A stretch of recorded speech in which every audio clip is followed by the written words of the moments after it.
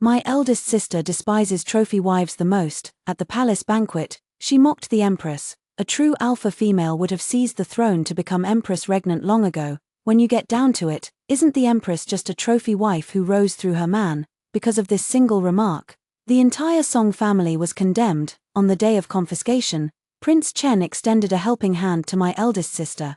If eldest sister had begged for mercy, all the women of the Song household could have been spared the punishment of enslavement, but eldest sister loftily declared, even if all the women of our family are enslaved, I would never beg for a man's pity like some delicate wife. Prince Chen flew into a rage, stormed off in anger, and our entire family was exiled into slavery. During the exile, second brother risked his life to lead a prison break, but eldest sister scoffed in disdain. Only weak women rely on men to save them. She deliberately reported him, causing my second brother to be pierced by countless arrows. Yet because of such independence and strength, my eldest sister caught the eye of a prince from the enemy nation. The prince wanted to take me as his concubine, and to survive, I had no choice but to agree. My elder sister retorted, I married the prince out of love, but you becoming his concubine makes you nothing but a jealous rival. She demanded I kill myself, having endured enough.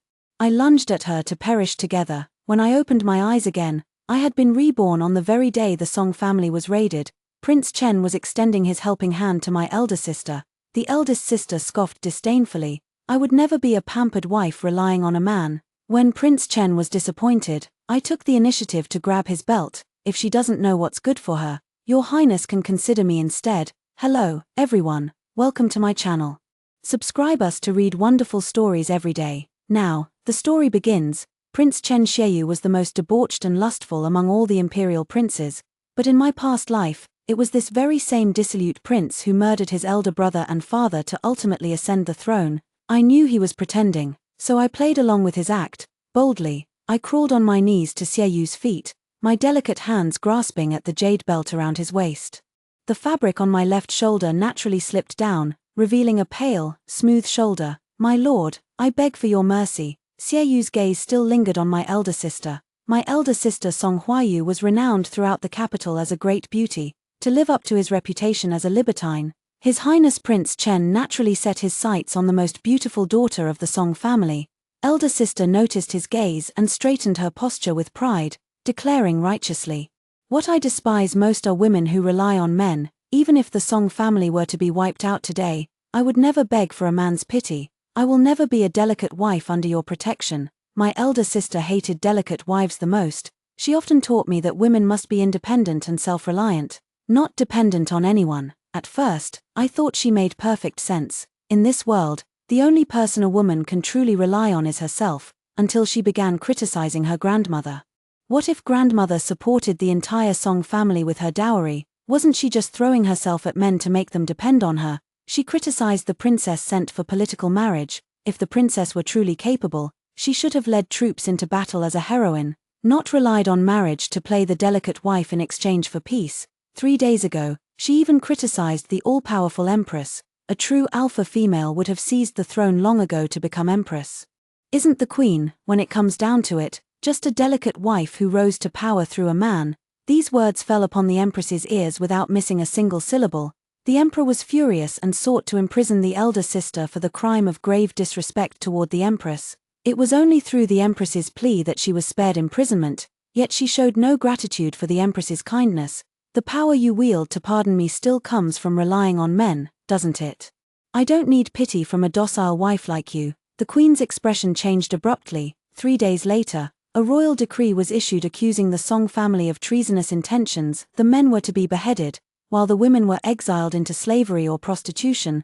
The Song family met sudden calamity, and the only one who stepped forward to offer aid was Prince Chen. Xiaoyu, in her past life, Xiaoyu had coveted her elder sister's beauty. If you follow me into my residence, the women of your Song family won't have to serve as government slaves or courtesans. It was her elder sister's reckless words that had doomed the entire family. Now, with a chance to make amends, she clung to her pride, refusing to bow her head. Even if all the women of our family become slaves, I won't beg for a man's pity like some delicate wife. Xiaoyu scoffed, flicked his sleeves, and left, thus extinguishing the Song family's last hope of redemption. That winter, the women of the Song family were exiled to the northern lands to become slaves. During the exile journey, the second brother, Song Huaizhang, who had narrowly escaped capture, arrived with 20 sworn brothers to rescue the prisoners, amid the heavy snowfall. The soldiers escorting the women were already lax in their duties. The second brother launched a surprise attack from the rear of the convoy, silently killing 2 soldiers before rescuing each of the Song women one by one. Everything was going smoothly when suddenly, the eldest sister loudly exposed, "Prison break, prison break." The escorting officers quickly reacted, drawing their swords as the 2 sides clashed in combat. Amid the chaos, the elderly grandmother was pierced through the chest by a cold blade while trying to protect the second brother. I urged everyone to flee eastward, but my elder sister deliberately tugged at the shackles. The iron chains on the convicts' feet were all connected.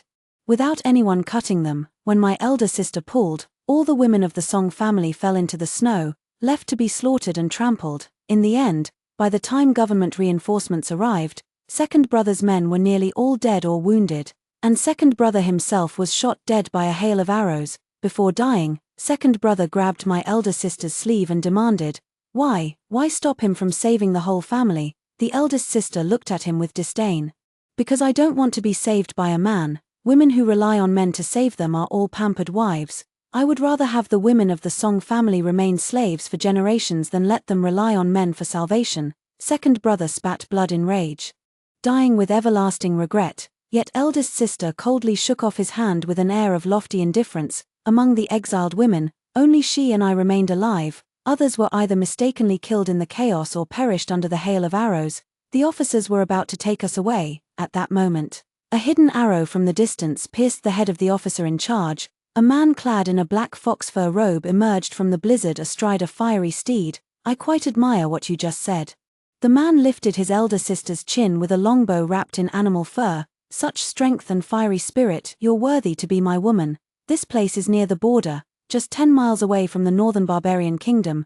The man's luxurious attire and bold demeanor betrayed his noble status, while the distinctive broken eyebrow between his brows was the unmistakable hallmark of Bai King Heroine. And I thought my elder sister, who prided herself on independence and strength, would despise men's advances and teasing. If she truly did this, I would at least respect her for being true to her word, but she didn't. Gripping one end of the longbow with her hand, she said to the man, "You want to conquer me? I will never yield to a man, unless you want me to be your principal wife." Heroine laughed heartily as he dismounted from his horse, drawing his longbow before pulling his elder sister into his embrace. She nestled delicately against the warmth of his chest. It was precisely the image of a pampered wife she despised most. Heroine noticed me too. Though my looks paled in comparison to my elder sister's brilliance, I was still considered a petite beauty. I was young, my nose red from the cold in the snowy weather, making me look all the more delicate and tender. "Is this your sister? Let her come be my concubine." Heroine asked me, "Are you willing?" If I refused, I would be left in this freezing snow to die of cold. All my loved ones are dead, and I have no one to rely on. The escorting soldiers are also dead. As long as I remain within the borders of Dayue, I will be a wanted rebel. I nodded helplessly. "I am willing to be a concubine. I want to survive, even if it means becoming the lowliest of concubines." My elder sister retorted, "How can you be so spineless, to throw yourself at a man so quickly just to survive?" Shocked by her shamelessness, I countered, "Didn't elder sister also surrender to the enemy to survive?"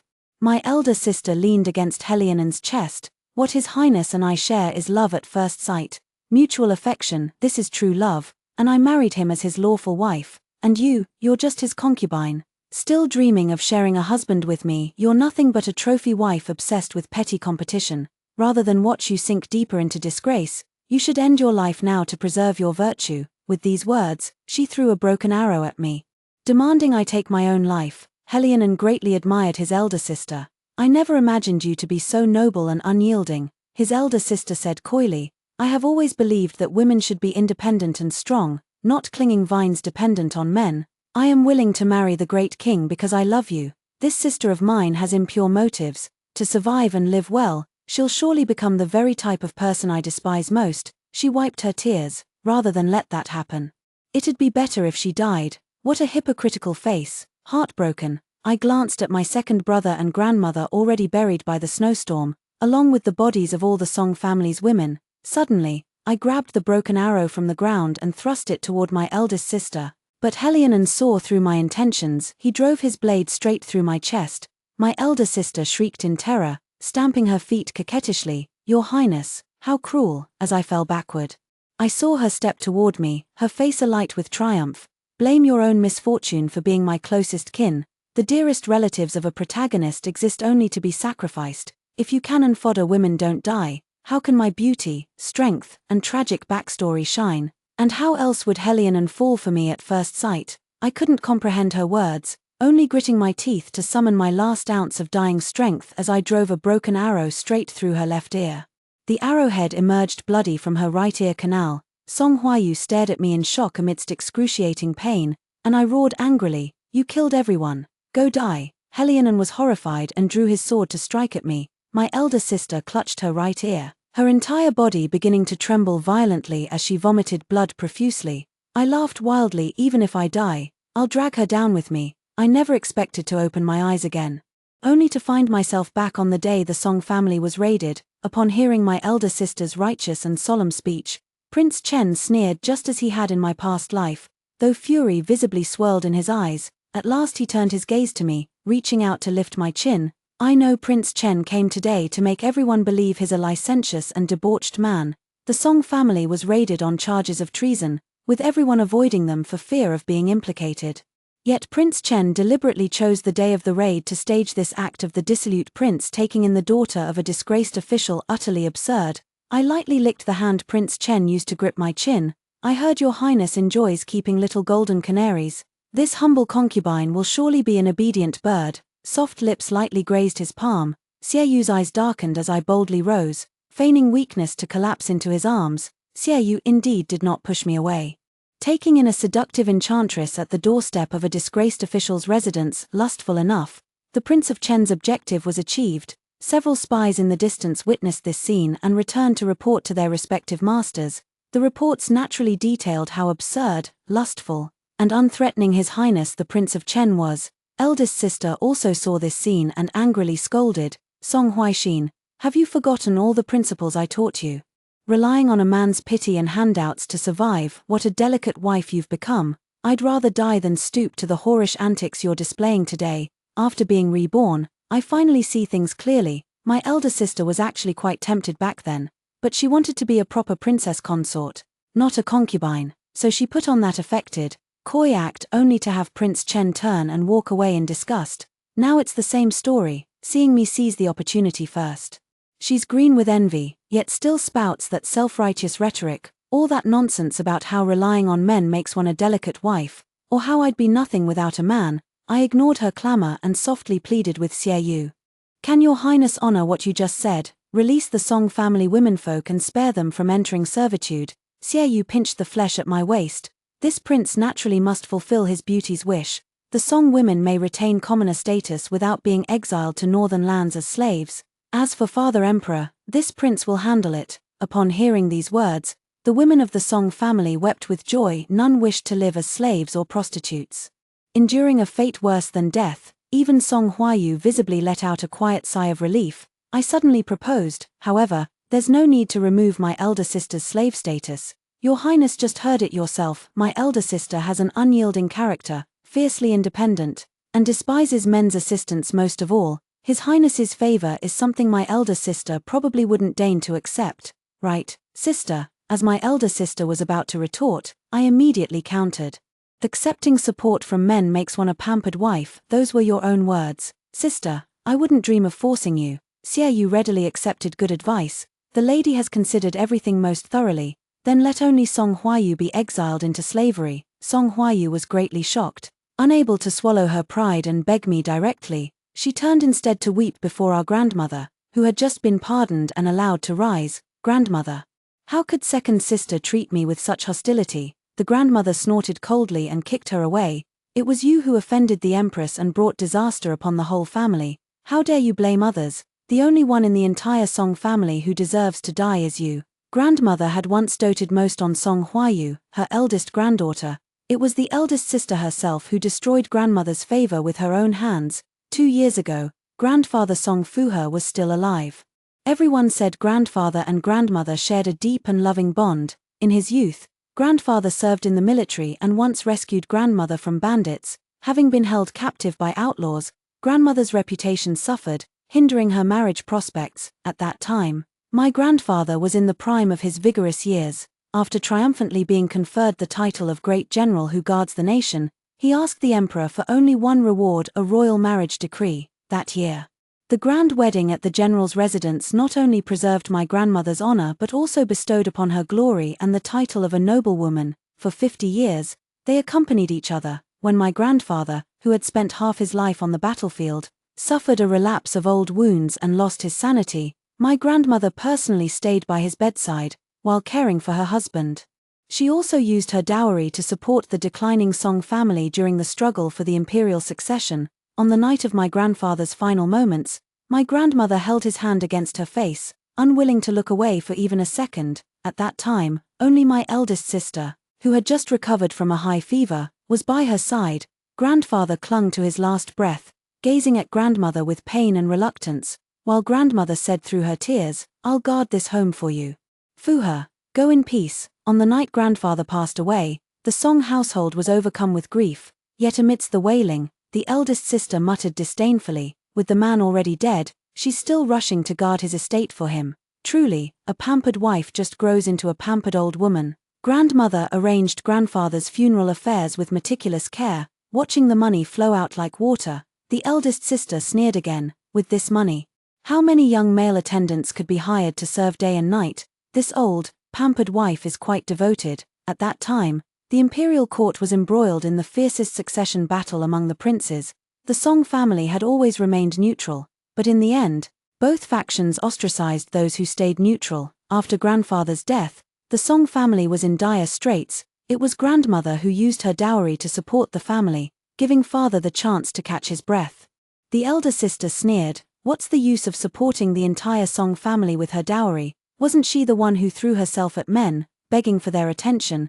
Trash will always be trash. A spoiled wife who itches to serve men deserves to be a widow." Later, when their grandmother left her a dowry, the elder sister's eyes lit up with greed, yet she complained, "Grandmother, you should have woken up sooner. Grandfather's funeral must have cost a fortune in gold, didn't it?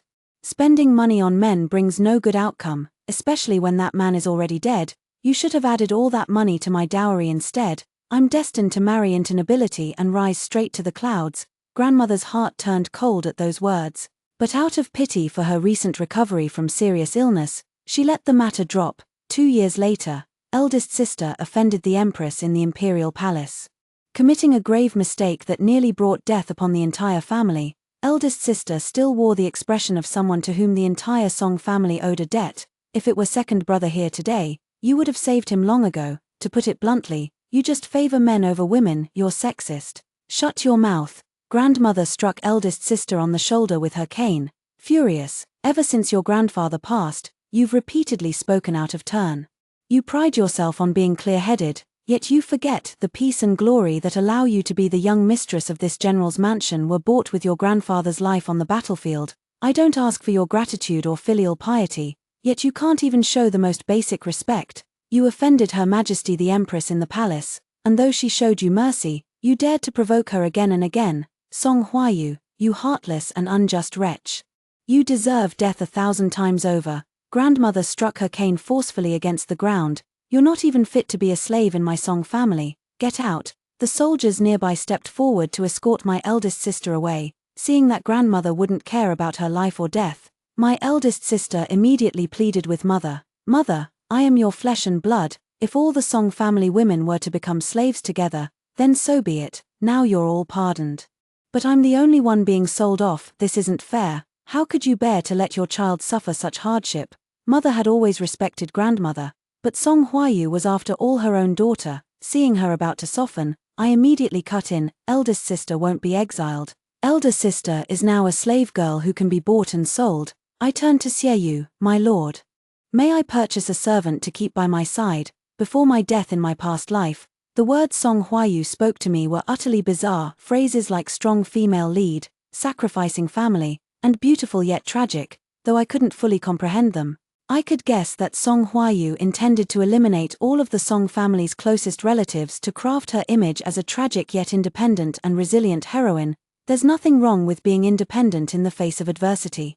But she shouldn't have trampled on the bones of her closest kin. If mother softens her heart and takes her into the household, the entire Song family might follow the same doomed path as in our previous life. I absolutely cannot let Song Huayu succeed. Xiaoyu is currently intrigued by me, so when I made this request, he casually agreed. He had his trusted aide give me 2 taels of silver.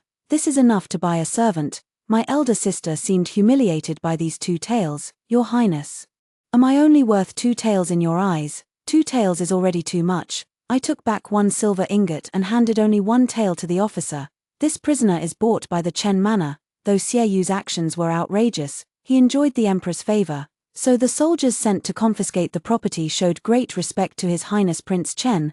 The soldiers actually accepted the tael of silver and said officiously, regarding the Song family matter, Your Highness must personally plead their case before His Majesty in the palace. Xiaoyu pulled me into his embrace. Naturally, this prince will protect my beauty's family. His body carried a chilling sandalwood scent that made my head ache. His Highness the Prince of Chen can't even pretend convincingly what kind of drunken fool carries such an icy, refined fragrance. My elder sister, whom I had purchased as a servant, entered the Prince of Chen's residence with me.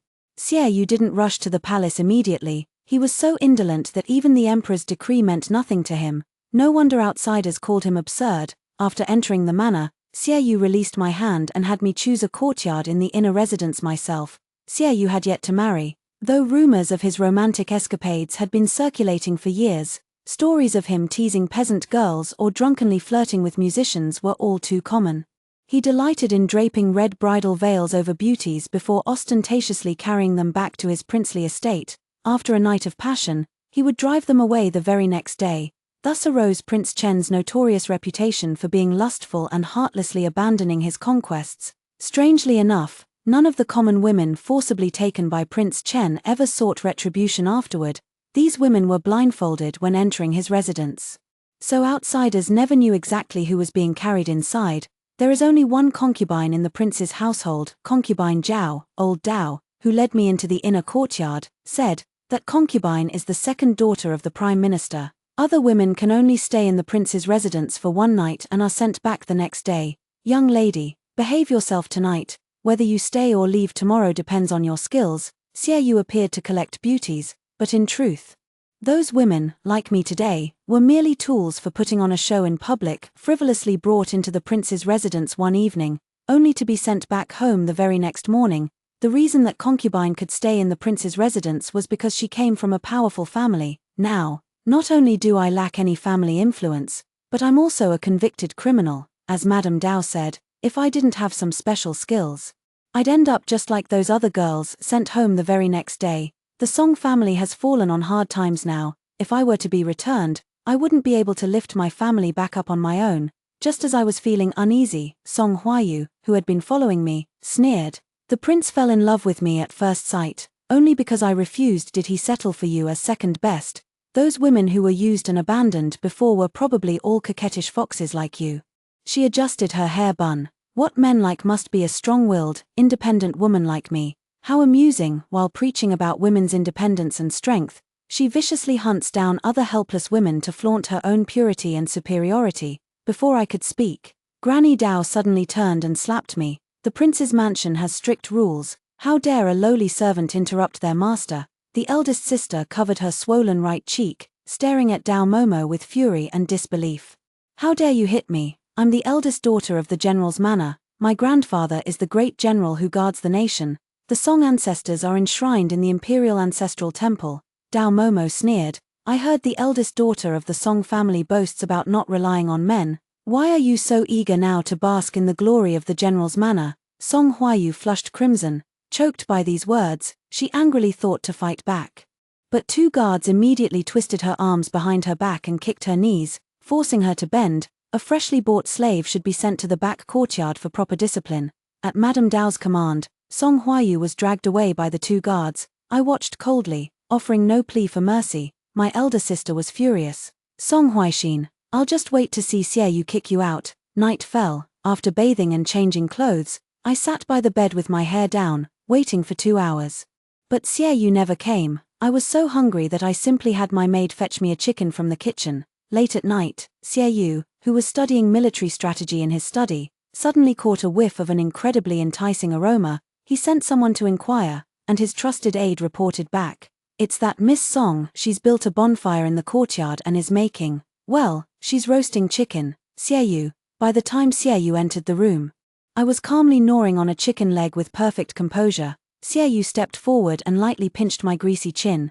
"Do you really think this place is your home? Since I've chosen to follow your highness, this prince's manor naturally becomes my home. Aren't you afraid of me, with his notorious reputation?" I imagine all those previous girls must have trembled in fear when left alone with Xiaoyu. I was probably the most calm and relaxed one. Why be afraid? Those who have died once naturally have greater courage. I tore off another chicken leg. "Want some?" No one dislikes the chicken I roast. Late at night, no one can resist a fragrant, piping hot roast chicken. Xiaoyu's Adam's apple bobbed as he pushed my hand away. "This prince doesn't eat." His words belied his true feelings. But I didn't press him. I stood up, wrapped my arms around his neck, and said coyly, "My lord, I've eaten my fill and now have plenty of strength. Later, you can have me be as loud as you wish." Xiaoyu's ears turned red before my eyes. Then suddenly my neck tightened. He had grabbed me. "Third miss of the Song family. Known for being dull-witted and slow, what act are you putting on before this prince? Even a cornered rabbit learns to bite, for survival's sake. This concubine naturally had to learn how to please your highness. I need your highness's protection. And your highness needs a clever woman to play along with this charade." I leaned close to his ear, striking straight at his most vital interest. "The crown prince's faction is at the height of its power. If your highness wishes to avoid repeating the tragic fate of the late virtuous prince, you must steer clear of there." 2 years ago, the virtuous prince, renowned for his noble character, was slandered relentlessly by the crown prince and ultimately took his own life. With the death of the virtuous prince, only Crown Prince Xiaohui and Prince Chen Xiaoyu remained among the imperial heirs in the court. The emperor, aged and gravely ill, had brought the struggle for the throne to the brink of eruption. Xiaoyu had managed to stay hidden in the undercurrents of this fierce battle for succession by maintaining his notorious reputation for absurdity. In truth, he was the emperor's most valued prince. Xiaoyu's birth mother was the late empress, of pure royal bloodline, with an exceptionally powerful maternal clan behind her. Most importantly, the current emperor, out of guilt towards the late empress, has always indulged Xiaoyu. No matter how outrageous Xiaoyu's actions were, the emperor could always smooth things over for him. With such advantages, Xiaoyu should have been a thorn in the crown prince's side, but over the years, Xiaoyu, through his dissolute behavior, had managed to subtly remove himself as a threat in the struggle for the throne.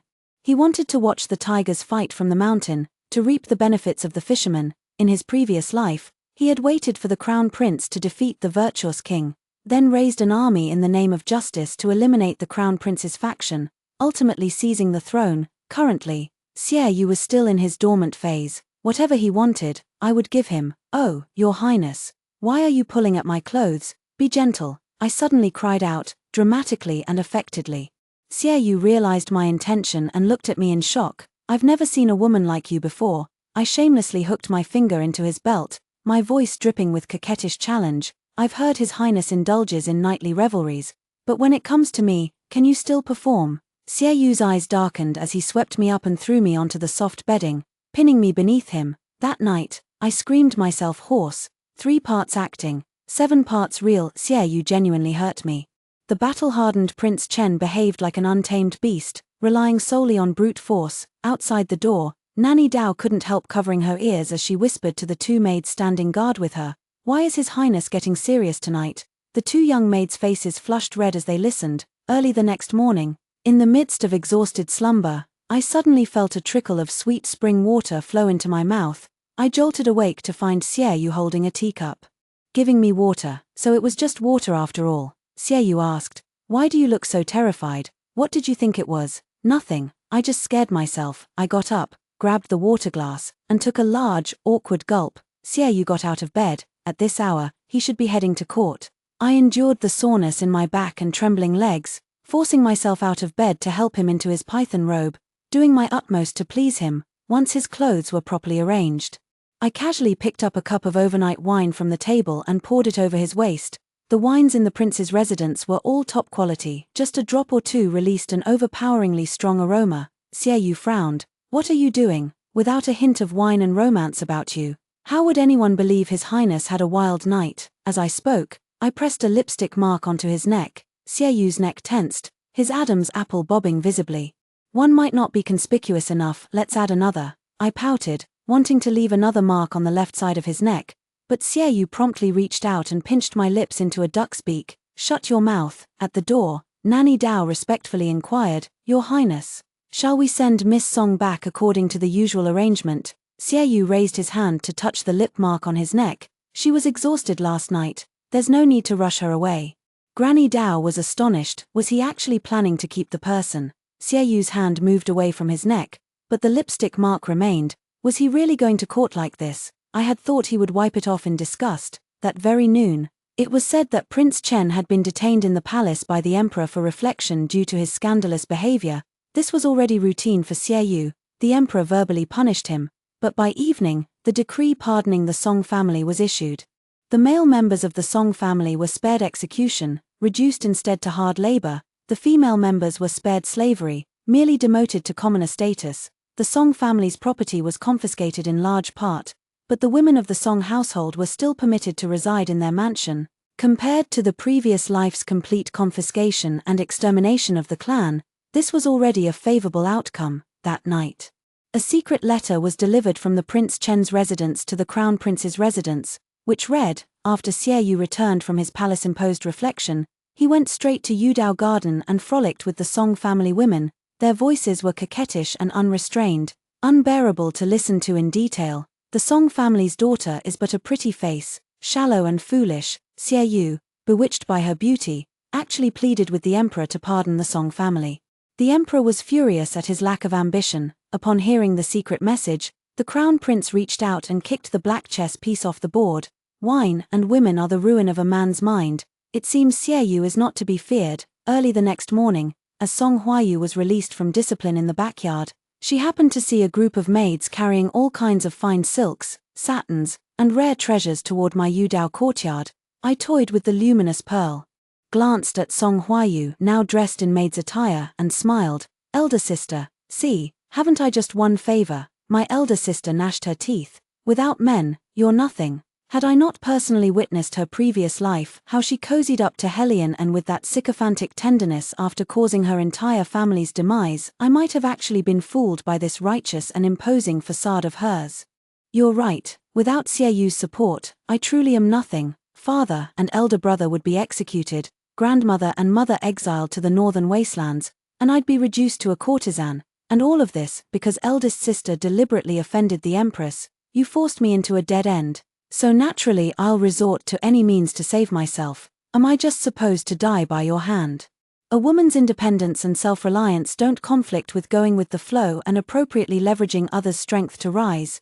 Xieyou was a crown prince who hid his capabilities well. His future was ascending the throne as emperor. By clinging to him, I could not only escape the fate of slavery but also rescue the women of the Song family from their dire plight, benefiting myself while helping others. Why wouldn't I seize such an opportunity? With the right wind to ride, Xieyou became the most favorable force in this lifetime to help me overturn my destiny. Elder sister seems so resentful. I doubt you'd sincerely serve as my servant. Perhaps it's better to assign you to laundry duty in the rear courtyard. You said you wanted to rely on yourself, didn't you? Then let your sister see how you'll turn the tables in such adversity. As long as she remains under my watch, she won't be able to stir up the same storm as in her past life. Song Huayu, however, smiled. Did you really think I'd let you have your way with me? She suddenly bowed toward the rock garden. We welcome the arrival of the consort. A beautifully dressed noblewoman emerged from the rockery. Zhao Rongjuan, the prince of Chen's concubine and second daughter of the prime minister. My elder sister approached concubine Zhao's side. Last night, when I fled from the rear courtyard, it was her ladyship who saved me. We talked heart to heart throughout the night. And her ladyship took pity on me. She has accepted me as her first-rank maid. I quite admire this girl's manner and conduct. Concubine Zhao looked at me. You must be the newly arrived, Miss Song, correct? I bowed respectfully. And consort Zhao said, I am His Highness's rightfully recognized consort. And you, Miss Song, though you've received His Highness's favor, you don't even have the status of a concubine. You're not even considered a chambermaid, by protocol. You should be performing a kneeling bow when you see me. Consort Zhao was protecting my elder sister. clearly wanting to vent anger on her behalf. I wonder what my elder sister told her last night that made her harbor such hostility toward me. I haven't yet secured my footing in the prince's mansion, as she said. Although Sierra you allowed me to stay in the residence, he hasn't given me a proper title. Since I'm at a disadvantage, naturally I should learn to lower my head. I respectfully knelt down and performed a full kowtow to Consort Zhao. Huayu said you're too ambitious for your own good.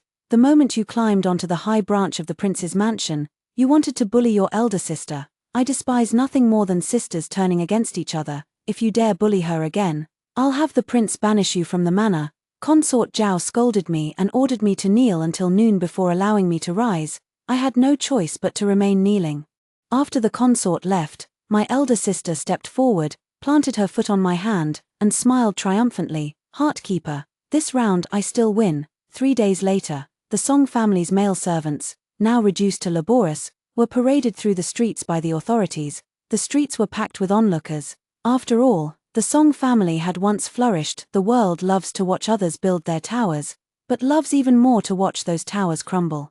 Xie Yu permitted me to leave the residence today to see them off. I stood on the street watching as shackles were placed upon my father, from imprisonment to exile. His hair had turned mostly white. My youngest brother, not yet 10, walked beside our father, his tender neck bearing a kang heavier than himself. My heart aches for them, and I know all too well that if the men of the Song family cannot clear their names, I too will suffer the consequences, forever unable to rise again.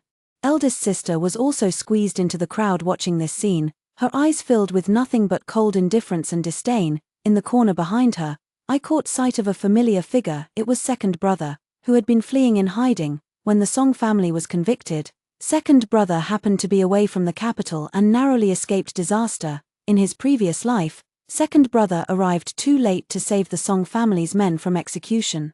So he could only lead his men to intercept the convoy transporting the Song women to imprisonment. Seeing he hadn't brought any men with him today, I guessed he wasn't planning to intercept the prisoners in the capital.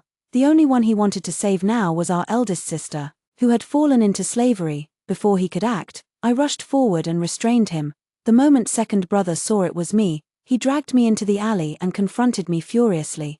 I heard that day you could have saved elder sister, but deliberately let her be enslaved to humiliate her. Is that true? I didn't deny it. It's true. I intentionally had her reduced to slave status.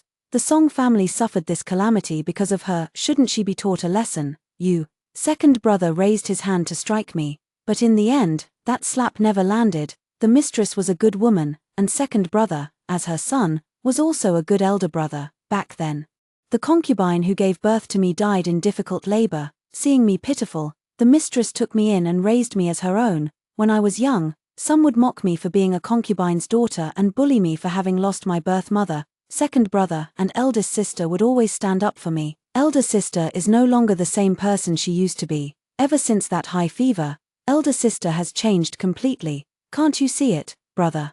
The sister from before was gentle and kind, nothing like the harsh and selfish person she is now. She mocked grandmother after grandfather's death and openly defied authority at the palace banquet. Such behavior would have been unthinkable for the refined lady she once was. What do you mean?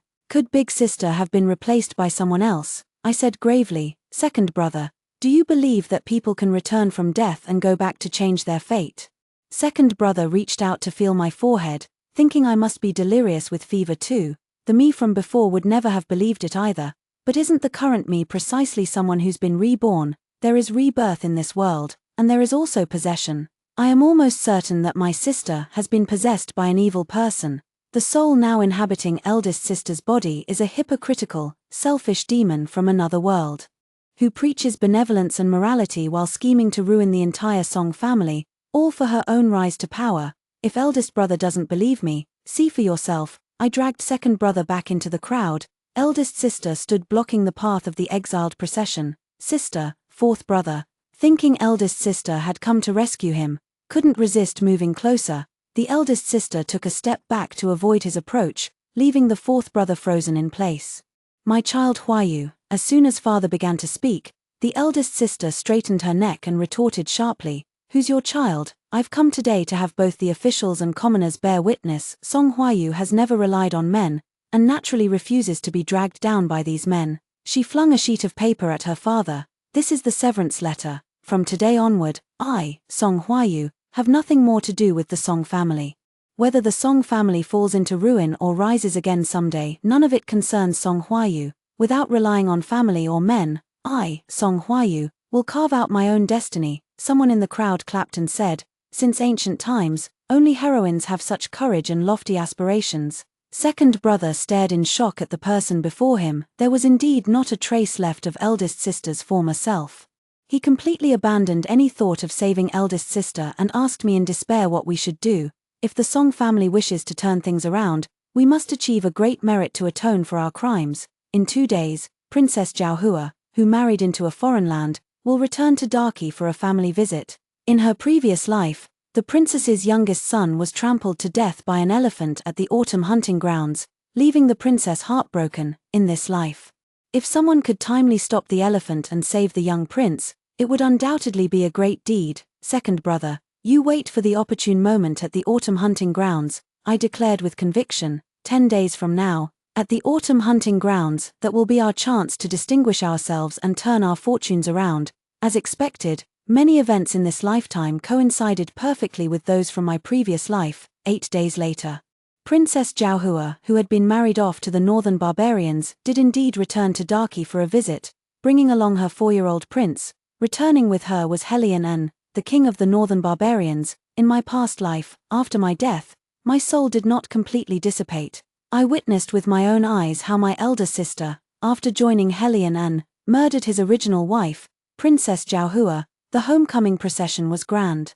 With music and fanfare that startled the entire imperial city, dressed in maid's attire, my eldest sister blended into the crowd, her eyes fixed unblinkingly on the northern barbarian king astride his fire-maned steed. My sister aspired to be the heroine of this world, and Heroine was the male lead she'd anchored her hopes on, the one who could elevate her to greatness. Like me, she pinned her hopes on a reversal of fortune. Only, my hopes rested on Princess Zhaohua.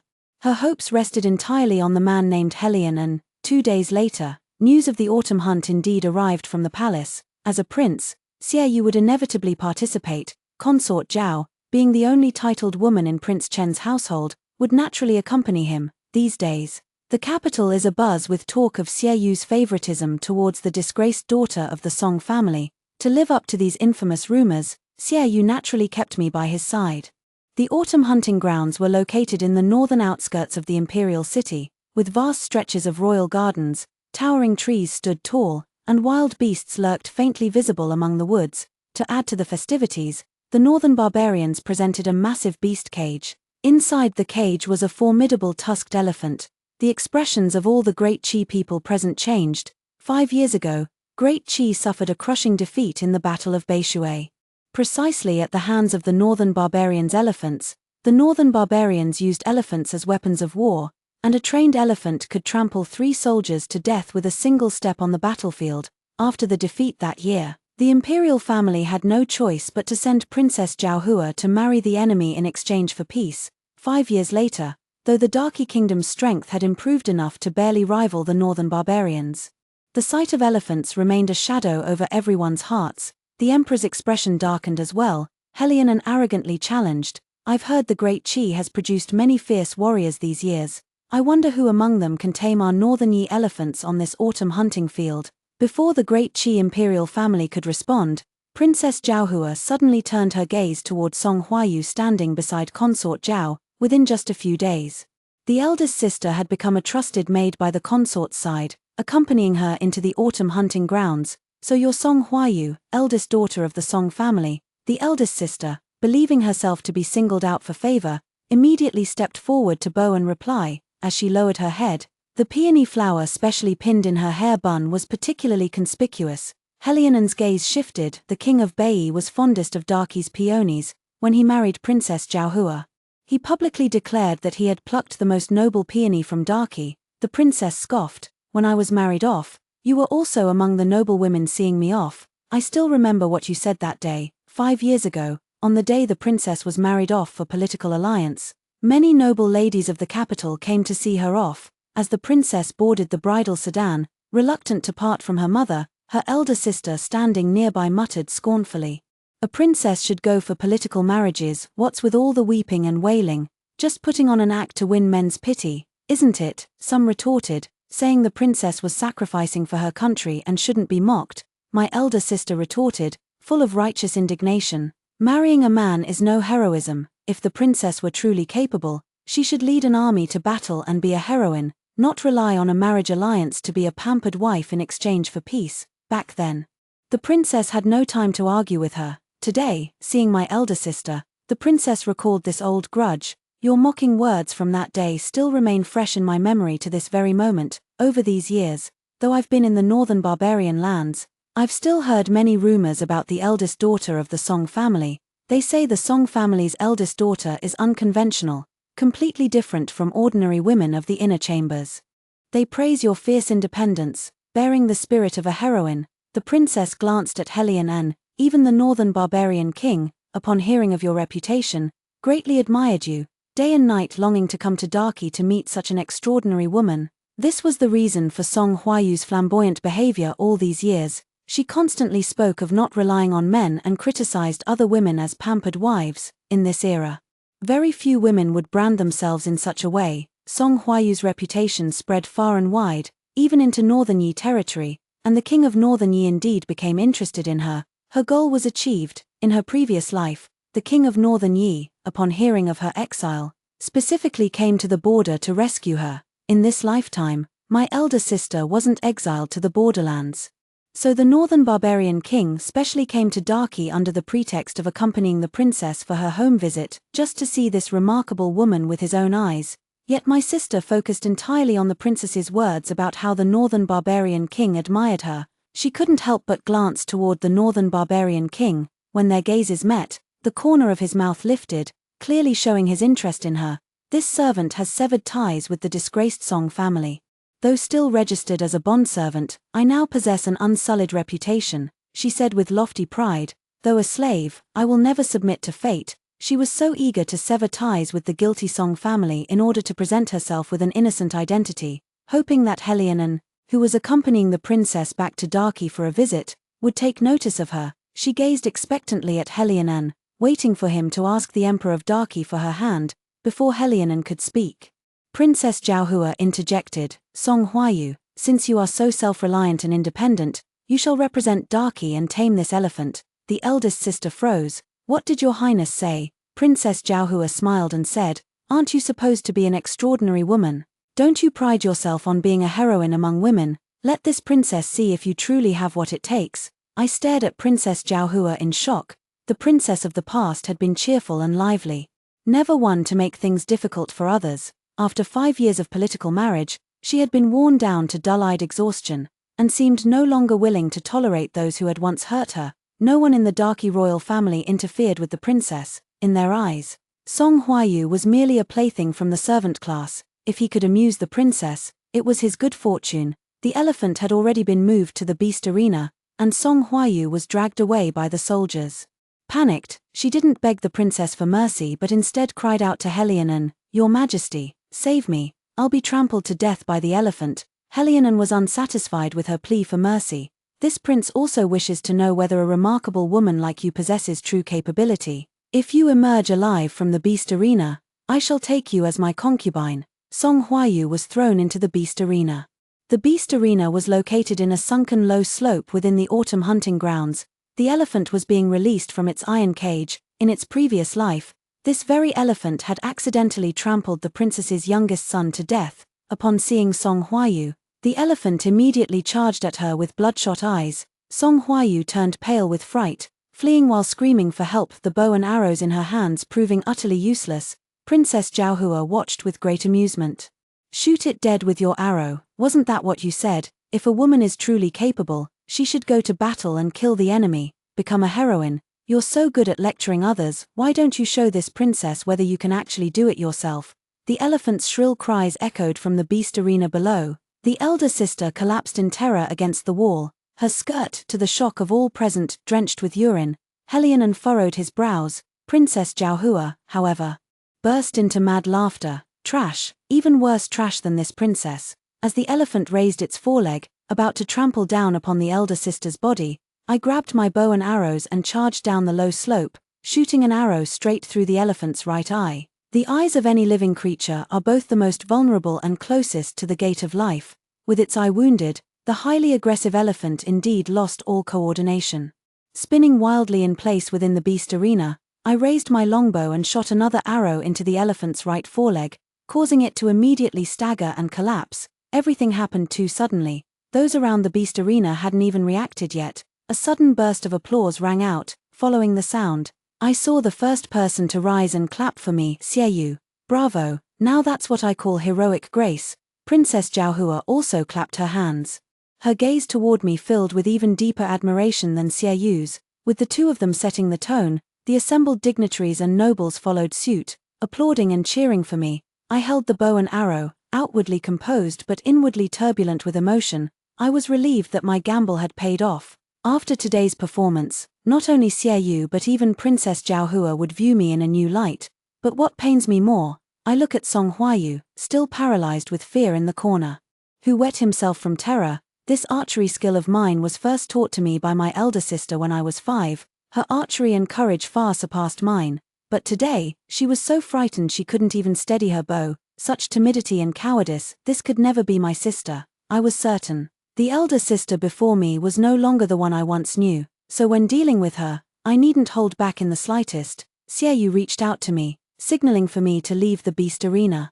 Just as I was about to exit, a small figure suddenly darted out from the gate on the left. It was the youngest son of Princess Jiaohua. From my perspective, it was clear that a pair of hands had deliberately carried the little prince to the entrance of the beast arena. In my past life, when news spread that the little prince had been trampled to death by an elephant in the beast arena, everyone found it utterly unbelievable. The beast arena was heavily guarded. How could they possibly fail to protect a little prince under everyone's watchful eyes? The only possibility, someone deliberately wanted the princess to lose her child. By the time everyone realized what was happening, the little prince had already toddled into the center of the arena, shaking a rattle drum. At that moment, the elephant that had fallen to the ground suddenly rose with blood-red eyes. Crimson eyes fixed on the small child as the beast's snarl echoed once more, its razor-sharp fangs charging straight toward the little prince. The princess screamed, "My son!" I rushed forward, scooping up the young prince and shielding him beneath me, only to catch a glimpse of my elder sister scrambling to her feet and fleeing the beast pit in panic.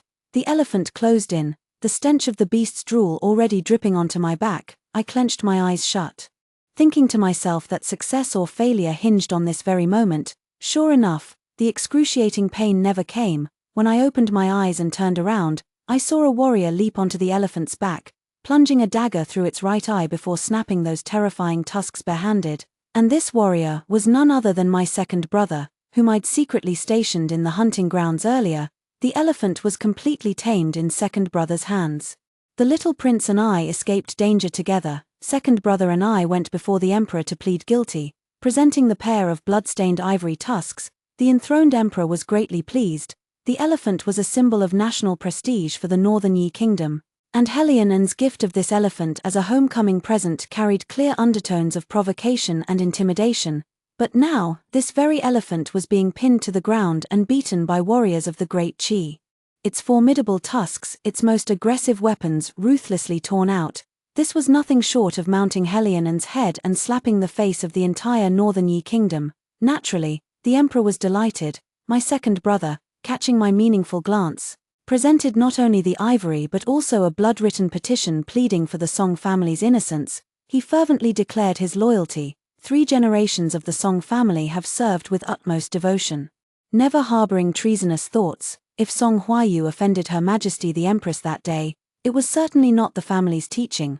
"We beg your majesty to see the truth." With a heavy thud, my second brother kowtowed deeply. The emperor, currently in high spirits from his dragon's vigor, chose not to pursue his crime of being a fugitive. After reading the blood-written plea, in order to showcase his wisdom and benevolence before the northern barbarian king, he immediately granted amnesty to the Song family and promoted Song Huaizhang to the rank of third-grade cavalry general. My eldest sister, both shocked and overjoyed, stepped forward and grabbed Song Huaizhang's sleeve. "Second brother, quickly ask the emperor to remove my slave status." Song Huaizhang shook off her hand. "Eldest sister severed ties with the Song family long ago. Now that the Song family is redeeming its crimes with merit, what right does an outsider like you have to share in the glory?" Second brother had always favored eldest sister the most, even though eldest sister had done many outrageous things over the past 5 years. Second brother was always willing to cover for her, just like in their past life. Second brother had risked his life to rescue eldest sister by breaking her out of prison, but in this lifetime, second brother had finally come to his senses. Only Song Huayu was left shattered. I'm your sister, I don't have a sister like you. Second brother helped me up. From the moment you publicly severed ties with the Song family, I, Song Huaizhang, have only Huaixin as my sister. I retorted to Song Huayu, sister, when you cut ties that day, you were afraid the Song family's crimes would hinder your climb to higher branches. You never imagined the Song family could rise from the ashes so quickly, did you? You schemed with all your might. Only to sever every possible retreat for yourself. I looked at the northern barbarian king. That man is now our only lifeline. Song Huayu indeed went to beg the northern barbarian king to take her away. Heroine uncovered his nose, looking down at her with disgust. I originally thought you were a remarkable woman hard to conquer, but turns out you're just worthless trash. You're not even half as amusing as the princess. Why should I take you with me? Get lost. I watched coldly as Heroine showed his cruelty and Song Huayu floundered in helpless panic. Princess Zhaohua came before me with the little prince. The princess took my hand, her gaze gentle. Thank you for saving my child. The princess followed my gaze towards Heroine and, seeing her husband entangled with another woman, she seemed accustomed to it, long numbed by such scenes. I clasped the princess's hand in return. Your Highness, the young prince was deliberately taken to the beast arena. If not for my second brother's timely intervention today, the prince might not have survived. The princess's face turned stern.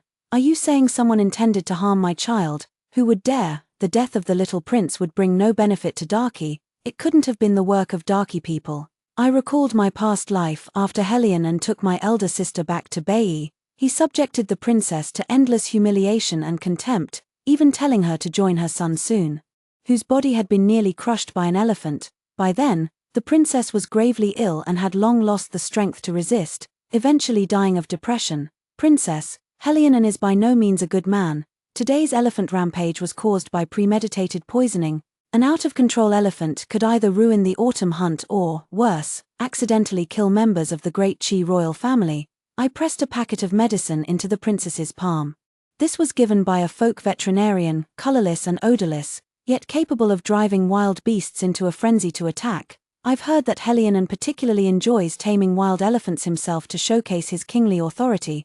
The princess understood my hint. She withdrew the medicine into her palm, and everything was conveyed without words. At that moment, Xiaoyu approached us. The princess immediately put on a smile. She took my hand and placed it in Xiaoyu's.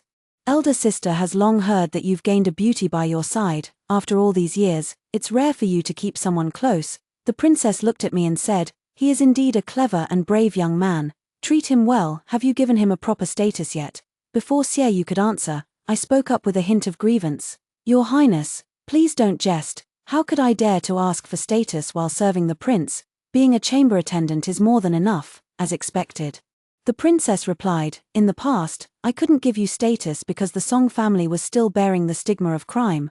But now that the Song family has been granted amnesty, and your second brother is a newly recognized meritorious official, you are worthy of the Prince Chen's household.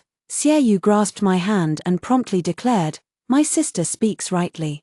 Then this prince shall confer upon her the title of noble concubine. Above noble concubine is secondary consort, and above secondary consort is principal consort. I will climb step by step upward. Song Huayu will never know that riding others' favorable winds upward can achieve mutual benefit. Apart from hypocritically shouting slogans, she could only humbly beg for men's pity. On the day the homecoming procession returned to Bai, Song Huayu chased Heroine's horse for several hundred meters, only to be abandoned in the dust kicked up by its hooves. She was picked up by consort Zhao and brought back to the Prince Chen's residence. A month later, tragic news came from Bai. Heroine had his skull crushed by a suddenly enraged elephant while taming it. Unlike her previous life, in this lifetime, Heroine only managed to bear one son, the little prince born to Princess Zhaohua, the day after the Northern Yi king passed away.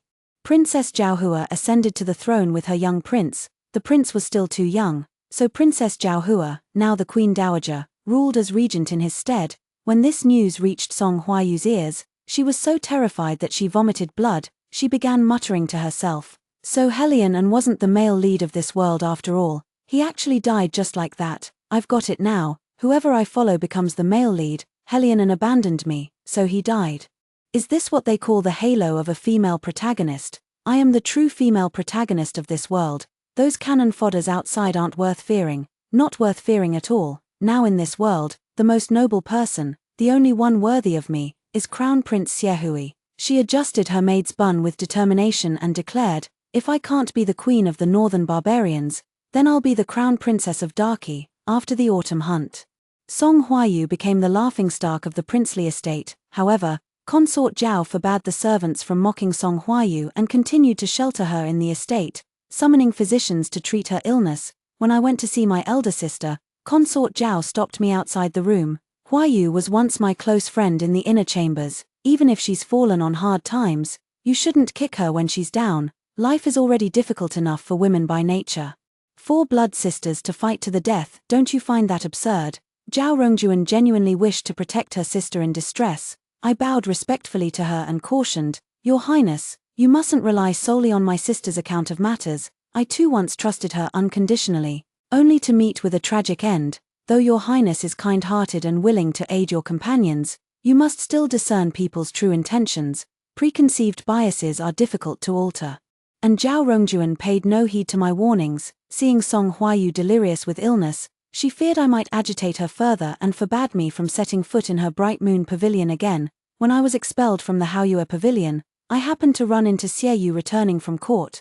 He took my hand and led me toward the study, asking, When did you learn archery? I lied obediently. This humble concubine had some archery skills before, after entering the manor. I secretly watched Your Highness practice and improved a little. Hearing my answer, Xiaoyu seemed pleased. After the autumn hunt, in his eyes, I was no longer merely a tool. In the study, I ground ink for him while glancing around the room. The Crown Prince's study was a highly confidential area. Ordinarily, besides Xiaoyu's trusted ministers, the only other person occasionally allowed in was concubine Zhao.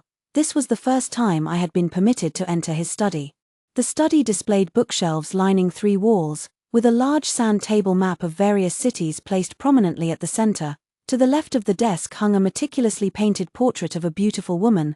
The woman in the painting was dignified and graceful, lowering her eyes to play with a golden-haired, jade-skinned child. Drawn closer, I remarked, the woman in the painting bears some resemblance to Your Highness. That was my mother, the late Empress. The late Empress Kui Yunqi was the only daughter of the Qinghe Kui clan and was the childhood sweetheart and wife of the current Emperor Xingyuan. Half of Emperor Xingyuan's empire was secured through the military contributions of Empress Kui's maternal family. However, after Emperor Xingyuan firmly established his throne, he began to fear the Kui clan's overwhelming influence, and rumors spread in the court that the Kui family was plotting rebellion. The Qinghe Kui clan was the most powerful noble family in Darky. They offered their most well-bred daughter, only to be met with the emperor's suspicion. The men of the Kui clan could not swallow this insult. They gathered their troops, waiting only for the emperor's treacherous decree to truly rebel and overthrow the throne. To prevent this war sparked by the empress' paranoia, the late empress, on the night of her birthday, leaped from the city tower in front of the emperor to prove the innocence and loyalty of herself and her family. Her only dying wish was that the emperor would not, out of suspicion, wound the hearts of loyal ministers and bring suffering to the common people. When Empress Kui passed away, the emperor wept bitterly. The Kui clan thus withdrew from the courtly struggles and retired to the Qinghe region. The emperor, having killed his beloved out of suspicion, never reprimanded Xiaoyu no matter how absurd his behavior became. To be more precise, it was precisely Xiaoyu's lack of learning that put the emperor at ease. When Empress Kui jumped from the city tower, Xiaoyu was already 5 years old, but he never got to see his mother one last time. For Xiaoyu, this became a wound that never fully healed over the years. I didn't dare ask further, only pointing at the child in the painting. Is this the prince? So the prince was this adorable as a child. I deliberately changed the subject, but Xiaoyu's expression remained tense. The look in his eyes told me this man's only vulnerability was his mother. So when rumors started spreading everywhere that the late Empress Kui had jumped from the city tower out of shame for adultery, I knew then, no matter who was behind these malicious rumors, that person was doomed. The origin of the rumor was a handwritten letter allegedly written by the late Empress herself. The letter contained a line of poetry. Though 2 leaves were given as gifts, our bond remained unfulfilled. This poem was rumored to be a love poem exchanged between Empress Kui and her illicit lover. Since ancient times, nothing has fueled gossip more than the scandalous secrets of a morally corrupt royal family. Soon, vivid rumors began to spread throughout the entire Darky territory. The late empress didn't jump from the building to stop the war, she was caught in bed with her lover by His Majesty. And took her own life out of shame. Maybe she was caught in adultery and drowned in a pig cage or thrown down a well. They just told everyone she jumped from the city tower. That was the emperor's way of saving face for her. Who's the adulterer? At most, they're just guards, imperial physicians, or former court officials. Could they possibly be eunuchs without their manhood? Ha ha ha.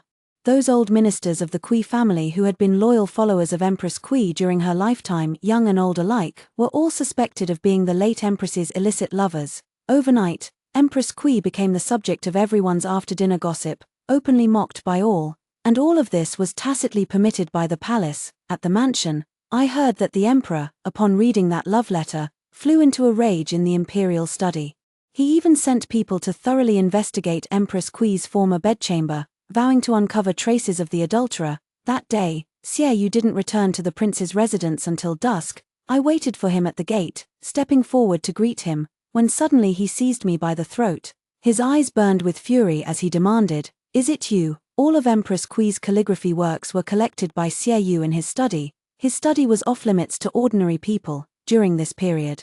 The only variable was, he took me into his study, he doubted me, his grip growing tighter. My birth mother also left me. I understand your highness's pain, I would never hurt you with such matters. I feared Xie Yu in this moment and desperately tried to explain myself. Xie Yu kept staring into my eyes, those deep, aggressive eyes that made it impossible for anyone to lie under their gaze. Only when my tears welled up did he finally release his grip. I staggered unsteadily against the wall, clutching my neck as I coughed in pain. At that moment, Nanny Dao came rushing over in a panic. "Your Highness, something terrible has happened. That Song Huayu by the side consort's side has disappeared." The matter was quickly clarified. The person who sneaked into the prince's study and stole the late empress's letter was none other than my eldest sister. Concubine Zhao occasionally sends pastries to Xie Yu's study. Song Huayu is now Concubine Zhao's personal maid. So naturally she accompanies her. Chancellor Zhao belongs to Xie Yu's faction, and Concubine Zhao has been in the residence for many years. In her previous life, after Xie Yu ascended the throne, Concubine Zhao was directly elevated to the rank of noble consort. This shows that Xie Yu did not hinder Zhao Rongjuan, and Zhao Rongjuan, in turn, did not hinder Song Huayu, who was by her side. The late empress's death anniversary was approaching, and these past few days, Xie Yu had been organizing Empress Kui's calligraphy and paintings from her lifetime. That afternoon, the eldest sister seized the opportunity and stole the most ambiguous letter. Then, under the pretext that consort Zhao wanted pastries from West Street, she was sent out to buy them, thus slipping past the strict gates of the princely residence. With the letter hidden in her bosom, Song Huayu knocked on the gates of the crown prince's residence late into the night. As the crown prince's guards drew their swords, Song Huayu presented the letter written in Empress Kui's own hand, swearing to the crown prince, "I have spent many days in Prince Chen's residence, and I dare to report to your majesty that before her death, Empress Kui was exchanging letters with her lover. She committed adultery, which is why she took her own life out of shame back then. Does your highness the crown prince truly believe Prince Chen is just a frivolous and incompetent playboy?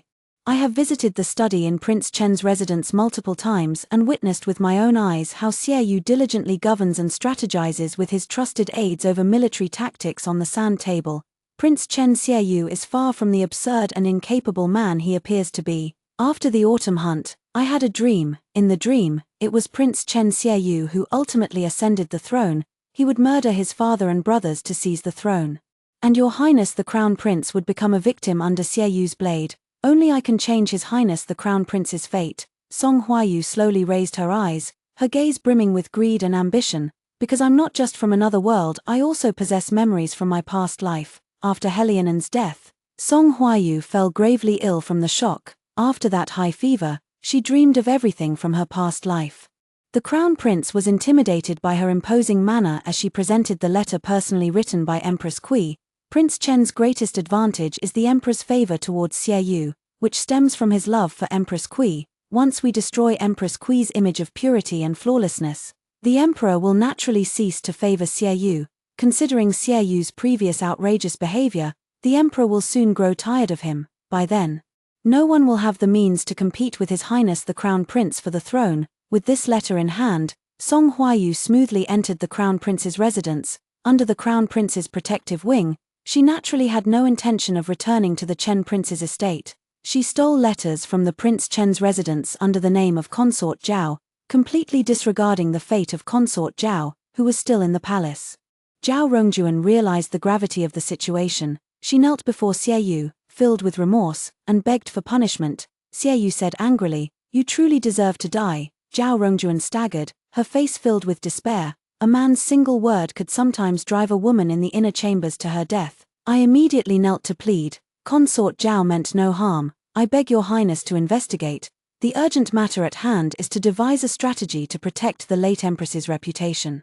Not to fight among ourselves. I crawled on my knees to Xie Yu's feet. Your highness, the concubine is the daughter of Prime Minister Zhao. If you punish her now, it will surely alienate the Prime Minister from you. Prime Minister Zhao has always been loyal to you. We must not let a loyal subject be disheartened. Has your highness forgotten? The late empress died because of the emperor's suspicion. The late empress, watching from heaven, would never wish her own child to harm others out of suspicion, just like his father. Xie Yu gripped my chin. You still dare to plead for others. Song Huayu is your own sister, and it was you who brought her into the mansion that day. One could say you're the root cause of all this. This prince even suspects whether you and your sister conspired together to scheme against me. I argued with reason. The reason I could enter the mansion that day was because your highness is lustful. How can you now shift all the blame onto a mere woman like me? Xie Yu seemed to want to slap my mouth, but I fearlessly lifted my chin, refusing to back down. Xie Yu didn't hit me after all. He made me and the concubine kneel together to reflect. In the main hall, the concubine and I knelt together. I knelt on the left, and she knelt on the right. Originally, there was some distance between us, but Consort Zhao actively moved closer, kneeling beside me, our bodies touching. Her voice hoarse, she asked, "Why did you save me?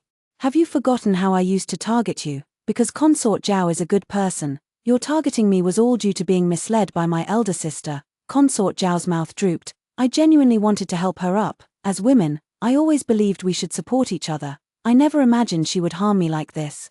I should have listened to your warning that day. Now I've not only hurt myself but also tarnished the reputations of the prince and the queen mother. I leaned forward and reached out to wipe the tears from her face. Don't be afraid, nothing matters except life and death. Xie Yu's current rage stems from this matter involving the late empress. His concern has clouded his judgment. Once he calms down, we'll find a way to resolve this. You trust him that much, don't you know him? He seems like a dissolute fop, but he's full of schemes. Sometimes when I'm asleep next to him at night, I want to get up and strip him naked. Just to count how many schemes he has. Consort Zhao burst into laughter through her tears. Smiling now, that's good. You have to promise me. You absolutely cannot go seeking death just because of what Xie Yu just said. I feared Consort Zhao might follow Empress Kui's example, using her own death to evoke guilt or forgiveness from a man, all because of self-blame. It's utterly not worth it. No man in this world is worthy of a woman dying for him. We have our own world to conquer. Even within these inner chambers, we can stand upon men's shoulders to glimpse vaster horizons. The concubine looked at me, her tear-stained eyes shining brightly. Huai Xin, you are completely different from your sister. She clasped my hand in return. From now on, you need not address me as concubine. Call me Rongjuan instead. With a smile, she added, rather than gaining another enemy, I'd much prefer to have a true sister who helps and supports me. Great, Sister Rongjuan. Sister Rongjuan and I had only knelt in the main hall for 2 hours when Nanny Dao hurried over to help us up, saying the prince had already calmed down. Nanny Dao said, "This matter concerns the late empress, so it's natural His Highness would be overly anxious. Please don't take it to heart." How could that be? Pretending not to notice Xie Yu's figure hiding outside the door, I loudly cheered. As long as the entire Chen Wang mansion stands united, no difficulty is insurmountable. As Song Huayu had anticipated, that love letter completely shattered Emperor Shengyuan's lingering guilt towards Empress Kui. Though no specific adulterer was found for the alleged secret affair, Emperor Shengyuan used this pretext to execute numerous ministers who had defended Empress Kui. His stern prohibition against any discussion of the matter only fueled public belief that Empress Kui had indeed committed adultery, and that the imperial family was covering up her disgrace. 10 days later marks both the death anniversary and birthday of Empress Kui. In previous years, numerous imperial concubines from the inner palace, as well as noble women from outside the palace, would come to Chongning Palace, where Empress Kui once resided, to pay their respects. This year, however, only a handful have come. Apart from the Kui clan members and the Prime Minister's wife, only the women of my Song family are present. Xie Yu knelt before the memorial tablet of Empress Kui. His face solemn and still, though his expression remained unchanged. He would remember this kindness in his heart. When I entered the palace, I happened to encounter the Crown Prince leaving. My elder sister followed closely by the Crown Prince's side. She had shed her former maid's attire, now dressed in resplendent Suzhou embroidery robes, her hair adorned entirely with gold, jade, and pearls. The Crown Prince has already freed me from slavery and is about to make me his concubine in the Eastern Palace. She proudly came to provoke me. See, didn't I still manage to carve out this path? Sister keeps saying she doesn't rely on men, but isn't all this still obtained by clinging to the Crown Prince? Wrong. The eldest sister retorted sharply, declaring triumphantly, I didn't climb this path by clinging to the Crown Prince, I ascended by trampling over Empress Kui's corpse and reputation. Women should help one another, don't you agree? Consort Zhao, with a sharp slap, Consort Zhao struck Song Huayu across the face. Song Huayu roared in shock.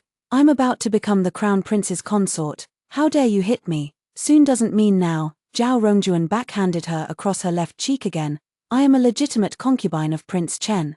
And you are now merely a commoner who has just shed her slave status. Dare to be insolent in front of me, I'll hit you whenever I please. Zhao Rongjuan took advantage of Song Huayu's momentary daze, pressing her shoulders and delivering 5 sharp slaps to each side of her face. Her hands ached from the blows, yet she still didn't feel satisfied. Back then, Song Huayu had won Zhao Rongjuan's trust precisely by spouting such rhetoric about women supporting women. Zhao Rongjuan had originally thought Song Huayu's words meant women showing mutual understanding and support for one another, so this was her idea of mutual help, unilaterally sucking the blood of other women to gild herself. She deceived Zhao Rongjuan, thus gaining the protection of the Chen Palace. She slandered Empress Kui, thus gaining the protection of the Crown Prince's residence, and this is what she calls independence and self-reliance. Shameless. If the Crown Prince hadn't arrived, Zhao Rongjuan would have kicked him. As soon as the Crown Prince appeared, Song Huayu immediately leaned into his arms to complain, her posture identical to how she used to cling to Helion and in her previous life. This was, after all, in the imperial palace, and the Crown Prince had no intention of escalating the matter. Moreover, he now holds all the advantages. Both Zhao Rongjuan and I are from the Prince Chen's household. The more furious and distraught we appear, the more it proves that Xie Yu has been struck where it truly hurts this time. The Crown Prince pulled Song Huayu into an embrace. Why bother arguing with those who are soon to die? In his eyes, Xie Yu's days are numbered, and both Zhao Rongjuan and I will meet a tragic end as the Prince Chen's household declines. But in my eyes, those truly living on borrowed time were the Crown Prince and my elder sister. I had thought that no matter how turbulent the undercurrents, at least on the anniversary of Empress Kui's death, all parties would temporarily cease their hostilities and maintain some semblance of dignity. The upheaval occurred late at night. A fire of unknown origin engulfed Chongning Palace. Just before the flames erupted, Xie Yu, who had been kneeling before our mother's memorial tablet, had coincidentally been summoned by the emperor to the imperial study. By the time he arrived at Chongning Palace, the fire had already engulfed the entire structure, and the eunuchs and palace maids couldn't put it out in time. Mother! Xie Yu immediately wanted to rush inside. Empress Kui's memorial tablet was still in Chongning Palace. 5 or 6 guards stopped him. Your Highness, the fire is too intense, it's dangerous. The guards couldn't stop Xie Yu until a sharp rebuke rang out from behind. You are not allowed to go in, you must not come to harm. Xie Yu turned toward the voice and saw it was Emperor Shengyuan's current empress consort, Empress Shen. Empress Shen had risen step by step from imperial merchant to her current position, holding the commercial lifelines of the Great Qi Empire in her hands. She had provided livelihoods for the majority of its people. Empress Shun had no children of her own, yet she firmly held her position as the empress. Xie Yu treated her with utmost respect. Such a woman was criticized by her elder sister as a pampered wife. Empress Shun swiftly stepped forward and soberly admonished Xie Yu, "Yua, this fire isn't aimed at Sister Kui, it's aimed at you." Xie Yu calmed down, his rare moment of vulnerability showing as his voice choked with emotion. "Mother Empress, my mother's memorial tablet is still inside." At that moment, Zhao Rongjuan rushed forward. Your Highness, Sister Huaixin just ran into the fire, she hasn't come out yet, what did you say? Xie Yu's composure shattered completely. Not even Empress Shun could stop him now. He grabbed a basin of water and doused himself with it, throwing all caution to the wind as he prepared to charge into the flames. At that moment, a slender figure emerged from the flames, hunched over as if shielding something in her arms. The fire licked at her heels relentlessly, yet she never loosened her grip on whatever she was holding, struggling desperately to escape. Gradually, Xie Yu recognized her face. It was Song Huaixin, the very woman who had angered him earlier and dared to talk back. Clutched tightly against her chest was the ancestral tablet of Empress Kui. My foot stumbled, and I nearly fell into the fire, but a pair of hands caught me just in time. The next moment, I was pulled into a warm, firm embrace. A torrent of furious accusations rained down. Song Huaixin, have you lost your mind? You could have been burned alive, Your Highness. I've saved the memorial tablet of the late Empress. This disheveled girl, her deer-like eyes wide open, cradled his mother's memorial tablet as if it were the most precious treasure in her palms before offering it to him. The memorial tablet remained unharmed, without even a trace of being burned. Xie Yu's tone suddenly softened. Does it hurt? Not at all, I said with a laugh. Her Majesty the Empress is watching over me. He suddenly reached out and touched my right cheek, asking again. Does it hurt? It was only then I realized my right cheek seemed to have been scorched by fire. The pain didn't bother me much, only one thought consumed me. If my face is ruined, will the prince still want me? You're wrong, Xie Yu suddenly said. Hiss, I gasped sharply from the pain and asked, wrong about what? Xie Yu took the memorial tablet of the late Empress and earnestly corrected, it's Her Majesty the Empress Mother's tablet, Her Majesty the Empress Mother's tablet.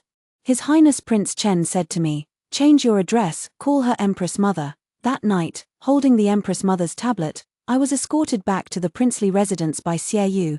The imperial physician was summoned overnight, bringing the finest medicinal ointments, said to be gifted by Empress Shun's palace. The burn on my right cheek was about the size of a glutinous rice ball, fortunately shallow, the physician said. With careful nursing, perhaps no scar will remain. Xie Yu declared, use the best medicines available, no matter how rare or expensive the herbs, the Prince of Chen's residence can procure them. She must be healed completely. The entire Imperial Medical Bureau was under Xie Yu's control, so they naturally attended to me with utmost care. The medicine was quickly prepared and delivered. Xie Yu personally held the ointment, applying it to my wounds with great care. Burns shouldn't be bandaged. And the wounds wouldn't look particularly pleasant either. Does His Highness not find this repulsive? What's there to dislike? Xie Yu scooped out ointment with a jade stick as he asked, what if it leaves a scar? If it scars, I won't be considered a beauty anymore. Seeing his serious expression, I deliberately teased. His Highness Prince Chen loves beauties the most. This is it for me, turned into an ugly monster. I'll be kicked out of the manor, Xie Yu snorted coldly. The Chen manor won't starve you. Really, Xie Yu replied perfunctorily, yet couldn't resist giving my uninjured left cheek a gentle pinch. Who said it has to be a beauty? Do you really think I'm lustful? What about all those women brought into the mansion before? I never touched those women. Most of them came from impoverished families and needed money for medical treatment. When I brought them into the residence, I covered their faces with red veils. No one knew their identities. They would stay in the guest rooms for one night, and the next morning my secret guards would escort them back, along with a sum of money. So that's how it was. No wonder those women never held any grudges against the Chen prince's residence. They were even grateful. The truly lustful one is the crown prince, Xie Yu said. His estate outside the palace has gathered countless innocent women. This is true, I remember in my past life. After Xie Yu ascended the throne, he disbanded the former crown prince's residence. Most of those who fled from the estate were decent women from good families. For a time, the entrance to the crown prince's residence was crowded with parents coming to collect their daughters. Who would have thought His Highness was such a kind man after all? What kind of nonsense is this? Am I that wicked? You were wicked when you told Sister Rongjuan to die. And wicked when you punished us by making us kneel. Xie Yu chuckled softly. You certainly hold grudges well. He leaned in so close that his warm breath brushed against my face and wounds, making them itch unbearably. I couldn't help but want to scratch. Don't move. Xie Yu grabbed my hand and blew on it gently. This will make it hurt less. He thought I was in pain, but actually my ears were just burning hot. What did you put on me? It feels so warm. Xie Yu. He pressed me back onto the bed, telling me to sleep peacefully. I grabbed his sleeve. The late Empress, Mother Empress's memorial tablet, where is it? It's been placed at Chen Palace. Your Highness, have you considered who set tonight's fire? There are very few who would dare, and fewer still who could succeed, in starting a blaze within the palace walls. Xiaoyu replied, tonight. His Majesty couldn't even be bothered to stage the pretense of hunting assassins. Does the arsonist's identity truly require investigation? It was nothing more than the Emperor crying wolf. Everyone says my mother's death was the Emperor's fault. Xiaoyu didn't have much father-son affection for Emperor Xingyuan, but I hoped he could be more ruthless, so I reminded him, the Emperor has lived most of his life burdened by such accusations and guilt, in his heart. He actually wishes someone would come forward and declare to the world that Empress Kui committed suicide because of her own wrongdoing, and that he is still a wise and mighty emperor. The Emperor's indulgence in this matter likely stems from his own secret hope that someone would prove the late Empress was at fault first, absolving him of any wrongdoing. If the late Empress knew of this in the afterlife, she would surely be heartbroken. Xiaoyu said, she wouldn't be heartbroken. Her heart had long grown cold toward him. If this continues to escalate, I fear both the Kui clan and Your Highness will be implicated. Your Highness must make a decision swiftly. Xiaoyu looked at me, probably not expecting me to have the courage to say such words. What's the point of loyalty to a father like this? To a monarchy like this? Calculating the time, in my past life, this was precisely when the Emperor fell seriously ill. Xiaoyu also chose this moment to rebel and seize the throne. Since he would take this step sooner or later, I might as well give him a push, let him know that I not only understand his thoughts but am also his utterly loyal supporter. Thus, when Xiaoyu ascends to power, he will surely not treat me poorly. I grasped Xiaoyu's hand, sharing an unspoken understanding with him. The Song family will stand behind Your Highness as firmly as the Kui clan. The next day, I slept until the sun was high in the sky before rising, and upon waking, was greeted by the fragrant aroma of kanji. Zhao Rongjuan brought me a light breakfast and laid out her usual beauty cream on the table. This morning, Empress Shen also sent me many premium medicinal herbs for beauty and nourishment. Zhao Rongjuan said it wasn't the same, what she gave me was one of a kind. These are all precious things my father and mother collected for me, when I first entered Prince Chen's residence. My father intended for me to bewitch the prince with my charms, but who knew he'd be such a blockhead, utterly blind to romance? What a waste of these fine treasures. Now it's ready for you to use. Once your wound heals, you can apply these beauty creams. I guarantee your skin will become as smooth and tender as a freshly peeled egg. Eager to try them out, I opened each jar of beauty cream to smell their fragrances. Whenever I found one I liked, I dabbed a bit on my left cheek. After playing with them for quite some time, I finally remembered to eat. Zhao Rongjuan couldn't contain her curiosity and asked, last night you had a heart-to-heart with His Highness, didn't you? Did he tell you who Empress Dowager's letter was addressed to? I shook my head. He doesn't know either. The wording in the letter really does sound like it was written to a lover. Zhao Rongjuan lowered her voice. Perhaps it was written by the Empress Dowager to the late Emperor, but never sent. No, I couldn't shake the feeling that wasn't the case. Perhaps Empress Kui also had an unforgettable white moon in her heart. Though but 2 leaves are given as gifts, our friendship shall never fade. It was likely a pure sentiment untainted by power struggles. Women confined within palace walls had no outlet for their emotions, finding solace only in poetry. Regardless of whether this beloved truly existed, Empress Kui should never have been subjected to those unspeakable rumors. 3 days later, an imperial decree arrived from the palace, an edict from the Empress to bestow upon me the title of secondary consort. The Song family had been cleared of all charges, and under my persuasion, my second brother had pledged allegiance to Prince Chen's faction. The Song family, which had been in decline for many years, now showed signs of resurgence. With this, I also had the background of a military family, making me worthy of being a secondary consort in a prince's manor. Upon receiving this decree, I was naturally delighted. Seeing my happiness, Xiaoyu also seemed to be in good spirits. On the day of my official investiture, my elder sister came to Prince Chen's residence under the pretext of representing the Eastern Palace. That day, many visitors came to Prince Chen's residence to offer congratulations. Song Huayu, now emboldened by the Crown Prince's protection, didn't even regard Xiaoyu with respect, when someone demanded she pay her respects to His Highness. Song Huayu maintained her haughty demeanor. Empress Kui was unchaste in her lifetime. Who can say whether this Prince Chen is truly of royal blood? Xiaoyu's emotions remained unreadable, but I stepped forward with a smile and deliberately asked, I heard eldest sister has distinguished herself. Is His Highness the Crown Prince planning to elevate her to Crown Princess? Song Huayu said smugly. Little sister schemed with all her might, yet still ended up far behind me. If sister is marrying His Highness, what will become of Scholar Zhong from before? I interrupted her loudly. Song Huayu's face changed. What Scholar Zhong? Scholar Zhong, the lover your sister has been secretly meeting every night for the past 5 years. Have you forgotten him so quickly? What nonsense are you talking about? What lover? There's no such thing. I put on an expression of profound secrecy, while Zhao Rongjuan added fuel to the fire. Huayu, how heartbroken Scholar Zhong would be to hear you deny his existence like this. Have you forgotten how you secretly carried on with him in your boudoir, conceived a child, and came to me seeking a physician to abort it? You're slandering me. Song Huayu indeed had no so-called lover, and Scholar Zhong was merely a name I fabricated on the spot. But to ruin a woman's reputation, you don't even need a specific man. He could be Scholar Zhong, Scholar Li, or Scholar Sun. Without even a shadow of Empress Kui's alleged lover being seen, she had already been branded with the infamous title of Sorceress Empress.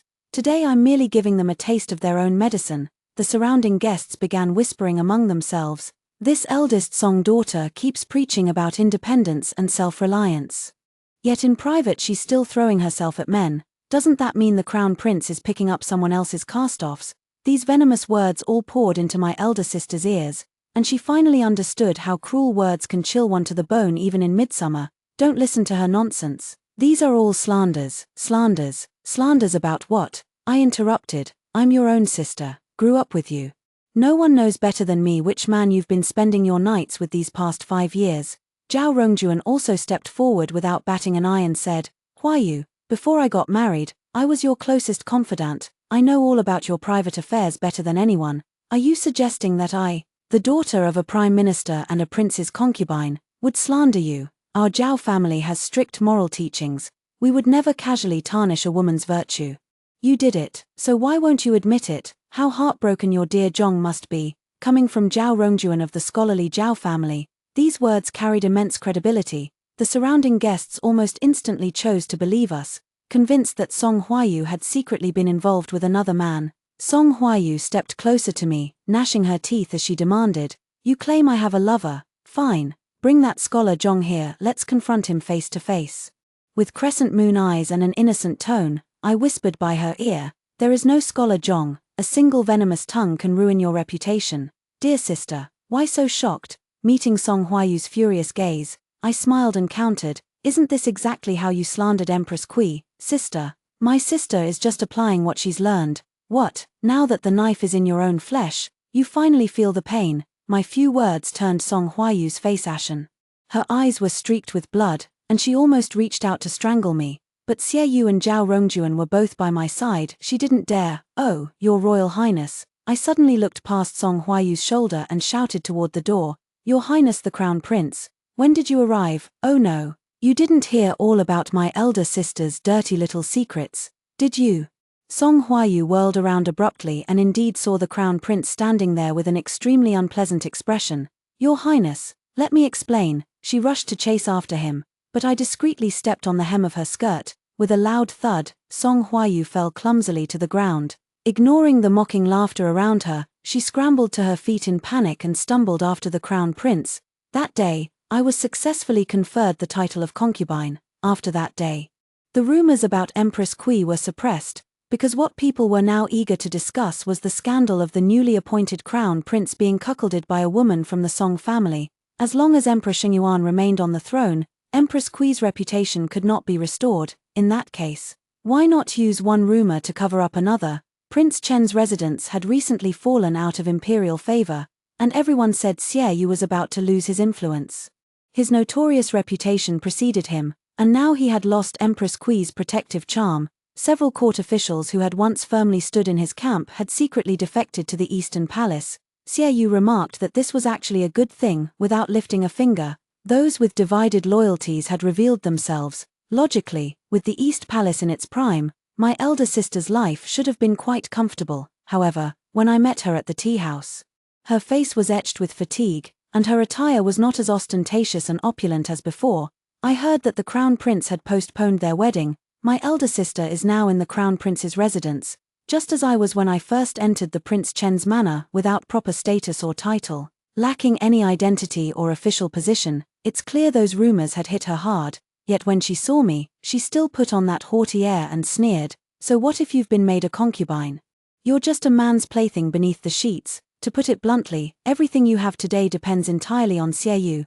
The day Xiaoyu dies, you'll be worse off than a beggar on the streets. I'm different." She adjusted her hair bun. "The crown prince praised me, calling me his female Zhuge Liang. It was entirely through my schemes that Xiaohui ascended to the position of crown prince. Had I not given him that idea with the letter in hand?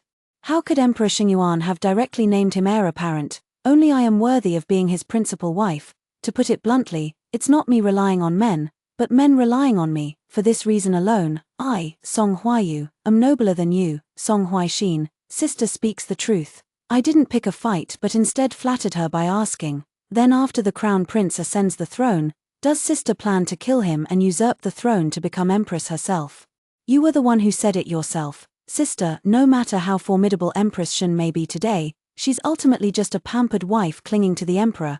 A truly great woman should seize the throne and declare herself empress. Sister, I still remember your bold words from that day. I'm just curious, can you actually achieve it yourself? Or will it be another joke? Song Huayu indeed rose to my provocation. When the crown prince ascends the throne, I'll naturally remove the father and keep the son. She was agitated, and it was clear these words were just an attempt to gain the upper hand verbally. Once I bear the crown prince's child, I have my own means to ensure his early demise. Then I'll install my son as emperor, become the regent empress dowager, and gradually devour the court's power until I declare myself empress. To win the argument against me, she spoke with impassioned fervor. Little did she know, the very crown prince she planned to eliminate the father and keep the son was sitting in the adjacent private room at that very moment. Every word of Song Huayu's speech was heard with perfect clarity. Song Huayu remained oblivious, still preaching to me about her empress ambitions. She wasn't clever, her mind filled with grandiose but empty talk. If actually put to the test, she'd accomplish nothing. Yet these words were enough to reveal her ambition. When a woman develops ambition, it inevitably provokes men's fear and suspicion. The crown prince's ability to restrain himself from storming into the private room to confront them surely meant he was even contemplating murder. As my elder sister and I left the restaurant, we encountered the first spring rain of the year. It was in this very spring, in my previous life, that a massive coup occurred in the imperial palace. Power shifted, and the throne changed hands. I could smell this hint of danger. And Song Huayu naturally could too. Huaixin, don't think that just because you followed Xiaoyu, victory belongs to you. She knew that the ultimate winner in her previous life was Xiaoyu, but unfortunately, she realized it too late. By the time she did, there was no longer any possibility for her with Xiaoyu, so she turned to Xiaohui, who was more than capable of contending with Xiaoyu. She had always been arrogant, convinced that in this lifetime, with her support, Xiaohui would surely ascend to the throne. My elder sister suddenly reached out and touched my left ear. In this life, I'll make you experience the agony of dying from an arrow piercing your ear. She had long guessed that I, too, came from a past life. This is him laying his cards on the table, challenging me to a fight to the death. Spies hidden in the Eastern Palace reported that Song Huayu has been urging the crown prince to raise a rebellion these past few days, advocating for a preemptive strike. With the crown prince currently holding all the advantages, it's possible that in a few more days, Emperor Xingyuan might issue an edict to execute Xiaoyu over the Empress Kui affair. When that time comes, the crown prince won't need to lift a finger, the throne will fall right into his hands. The advisors around the crown prince also believed it was not the right time to mobilize troops. The only one truly anxious was Song Huayu. Only she knew how rare and precious this brief springtime opportunity was. She desperately urged the crown prince to take action. The emperor will soon fall gravely ill and be bedridden. Xiaoyu is already preparing to raise troops in rebellion. Behind him stands the entire Qinghe clan. Once their army reaches the city gates, Your Highness the Crown Prince will surely face defeat. Your Highness must strike first to gain the upper hand. We can no longer pin our hopes on the Emperor. She pleaded hysterically, but the Crown Prince merely countered with a single question. Are you so eager to push me onto the throne just to kill me and then crown yourself Empress? Song Huayu froze in place. The Crown Prince stared at her with a chilling gaze. That day at the tea house, when you were telling Song Huaixin about your grand ambitions, I was listening in the private room next door. Killing the father to keep the son, a hen heralding the dawn. A regent empress dowager, now you even dare to covet the throne. Your ambition knows no bounds. the crown prince's hand suddenly clamped around Song Huayu's neck. Her entire body stiffened as she finally realized she had fallen into a trap. "Your Highness, this is a scheme to sow discord. You must believe me. You have to trust me, trust you, so you can push me onto the path of death." Xie Hui grabbed her by the neck and dragged her into the dungeon of the Eastern Palace. The dungeon was crawling with snakes, insects, rats, and ants, and on the haystacks lay several female corpses in beautiful dresses, not yet fully decomposed. Xie Hui was notoriously lustful. Women who had outlived his interest and couldn't be conveniently released were thrown into the dungeon, where venomous creatures would clean up his mess. Xie Hui yanked Song Huayu's hair. "Didn't you want to be empress, to be a female emperor? If you can walk out of this dungeon alive, this prince will grant your wish." He gave a forceful push, and Song Huayu tumbled into the rat's nest. Terrified screams and wails echoed through the Eastern Palace dungeon. The guards on duty remained unfazed, as if accustomed to such scenes. While the crown prince's residence waited for the Chen manor to bring about its own downfall, sudden news arrived from the palace. Emperor Xingyuan had fallen gravely ill. Before Xie Hui could react, another message flew in. "Bad news, Prince Chen, Xie Yu, has rebelled. Kui's forces have surrounded the imperial city. Song Huaizhang is leading troops to attack from both inside and outside. The imperial city is now surrounded by Prince Chen's men." "What?" When Xie Hui rushed out of the main hall, he saw that his household guards were almost all dead or wounded, and arrows continued to rain in from outside the gate. Xie Yu's rebellion struck with such swiftness and precision that it caught Crown Prince's faction, who had been biding their time, completely off guard, sending them scrambling in utter disarray. In just one night, the Crown Prince's elite confidants were completely crushed by the Kui family's forces. Xie Hui pushed his strategist forward to block the fatal arrow for him, then rushed to the dungeon, clutching Song Huayu like a lifeline. "I was wrong. Huayu, tell me quickly, how can I turn the tables now? Aren't you supposed to be the female Zhuge Liang? Tell me how to reverse this situation. As long as you help me seize the throne, I'll share the empire with you. You can be empress or even a reigning sovereign, whatever you desire." Song Huayu, quickly devise a strategy to help this prince turn the tables. Moving closer, Xie Hui finally got a clear look at Song Huayu's current state. She had been thrown into the dungeon for half a month, bitten all over by snakes, insects, rats, and ants. Her entire body was terrifyingly emaciated, her pallid face tinged with bruised purple. Those eyes, bloodshot and rolling upward, stared fixedly at Xie Hui. Just as Xie Hui recoiled in fright, Song Huayu suddenly cracked a smile. "Your Highness, I have a solution. Come closer and listen." Driven to desperation, Xie Hui inexplicably leaned in towards her. Suddenly, Song Huayu grabbed a woman's broken bone from the ground and stabbed the sharpest end straight through Xie Hui's chest. Useless, absolutely useless. As she tore through Xie Hui's flesh, she cursed.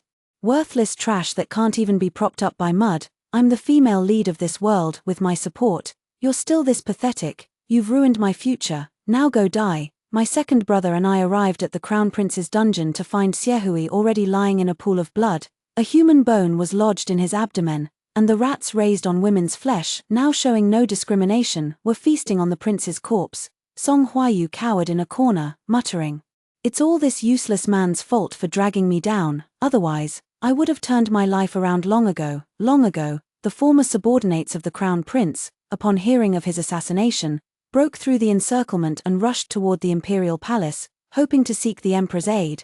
But upon reaching the palace, the subordinate was stunned. The entire palace was guarded by the Song family's army, and thick black smoke billowed from the Shengde Hall at its center, the very bedchamber of Emperor Xingyuan. Emperor Xingyuan's trusted aides had either perished or defected, leaving only Empress Shun by his side till the end. The emperor was gravely ill, gasping for breath every few steps and stumbling every fifth. With Empress Shun constantly supporting him by his side, the two stumbled along the palace path in their escape until they passed by the Chongning Palace, where Empress Kui had once lived. After the fire, Chongning Palace had been hastily repaired, appearing eerie and sinister in the night. Emperor Xingyuan, guilt-ridden, was reluctant to linger at the entrance of Chongning Palace. He wanted to flee, only to realize Empress Shun was no longer there to support him. "What are you doing? Quickly support me. Protect your emperor." Empress Shun, however, walked leisurely into Chongning Palace and used the fire starter she carried to light 2 candles in the hall. Empress Kui's new memorial tablet suddenly glowed brightly in the smoke-filled night. "Your Majesty, it's time to kowtow to Sister Kui." Empress Shen stood before the memorial tablet of Empress Kui, commanding the emperor like a judge. Emperor Shengyuan was furious. How dare you? I'm still alive, and Xie Yu hasn't succeeded in usurping the throne yet. How dare you speak to me like this? It's all your fault. You shielded Xie Yu, covered up his ambitions, and that's why I've suffered such a crushing defeat today. Shen Jiyuan, kneel before me. The emperor was furious. After roaring those words, he began to cough violently, a gush of thick black blood suddenly spewing out. He trembled all over. How could I suddenly fall so gravely ill? How could it be? Xie Yu, he snapped back to reality. Did Xie Yu poison me? It wasn't Xie Yu, Empress Shen said calmly. It was your humble consort. The ginseng nourishing soup your majesty has been drinking daily these years was laced by your consort with a slow-acting poison, taken in small daily doses. No physician could ever detect it. Should the poisoner grow impatient, merely increasing the dosage slightly would cause the victim to fall gravely ill within half a month, bleeding out until death. Emperor Shengyuan's murky eyes suddenly widened. You, why would you? I've treated you well.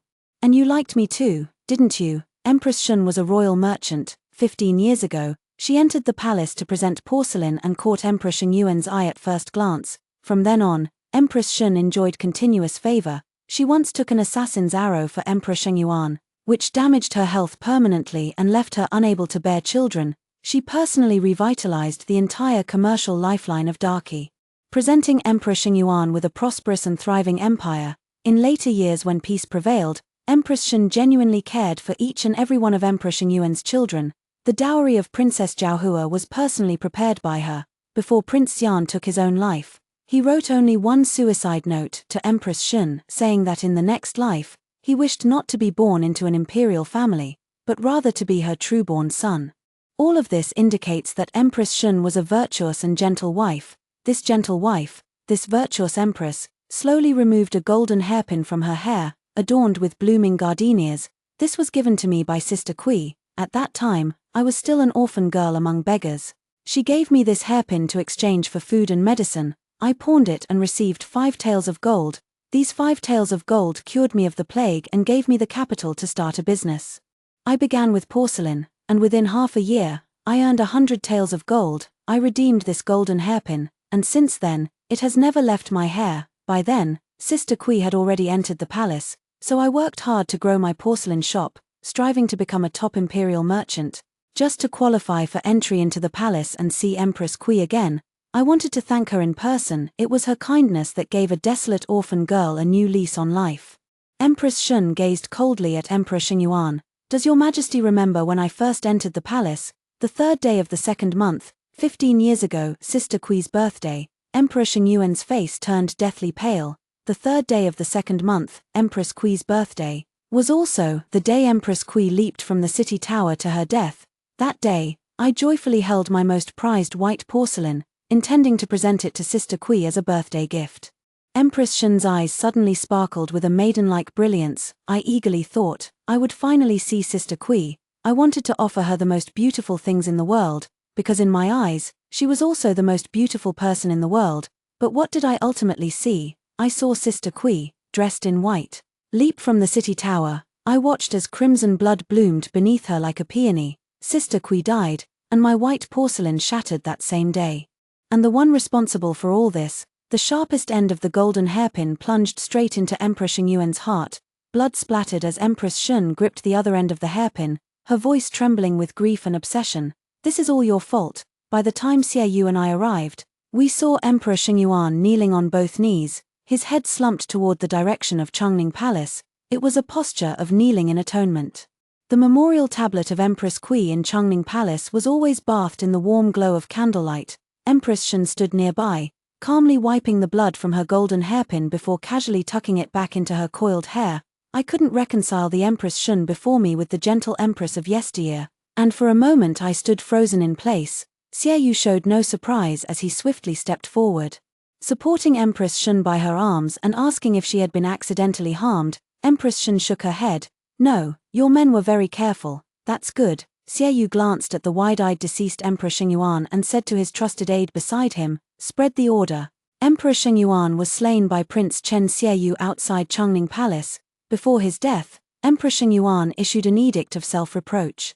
Deeply regretting his past suspicions against Empress Kui and the Kui clan, Empress Shun said it wasn't necessary. Xiaoyu replied, "Regicide is a grave crime. Let me bear the responsibility so that you, Mother Empress, can securely occupy the position of Empress Dowager. No matter how the civil and military officials impeach or how future historians criticize, I will shoulder it all." So it turned out that in their past life, it wasn't Xiaoyu who committed regicide, but Empress Shun. Xiaoyu merely took the blame for Empress Shun, ensuring she could smoothly ascend to the position of Empress Dowager. Empress Shun looked at me. "Good child, have you brought the letter?" I carefully retrieved the letter written by Empress Kui from my sleeve. The reason I went to the Crown Prince's residence with second brother was precisely to obtain this letter. Fortunately, the letter hadn't been torn and was delivered intact into Empress Shun's hands. Empress Shun held the letter and pressed it against her heart. Though 2 leaves are given as a gift, friendship never fades. Where does shared sorrow lie? The gardenia touches hearts most nigh. She matched the second half of that poetic line. As Xiaoyu and I stood in shock, Empress Shun said, "My birth name is Shunji, the Ji from Gardenia. It was Sister Kui who gave it to me." Shunji was rescued by Empress Kui from a pile of plague-ridden corpses.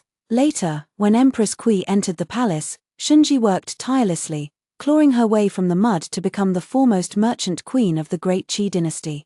All her efforts were made for just one purpose, to see Empress Kui again. On the very night she entered the palace, Empress Kui was forced to her death by the emperor, falling from the city walls before Shunji's eyes. Shunji then vowed to dedicate her life to avenging Empress Kui. She used every means possible to stay by Emperor Shengyuan's side, helping Empress Kui's only son, Xiaoyu. Emperor Shengyuan's health had been failing for a decade.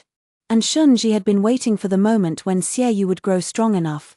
When Xiaoyu decided to raise an army and seize the throne, Shunji would ensure the emperor succumbed to a fatal illness. That letter was from Empress Kui to Shunji. She had long known that the pitiful orphan girl she once saved had grown into a towering tree. Step by step, she was happy for her, but trapped in the depths of the palace. The only solace she could cling to was the heartfelt words penned in those brief letters. Yet, in the end, they only ever met once in their entire lives. Just as in her past life, Xiaoyu ascended the throne without a hitch. The forged imperial self-criticism edict was stamped with Xiaoyu's jade seal and proclaimed to the world. Thus, all under heaven came to know that Empress Kui had died due to the emperor's betrayal and false accusations, and that she had been blameless before anyone.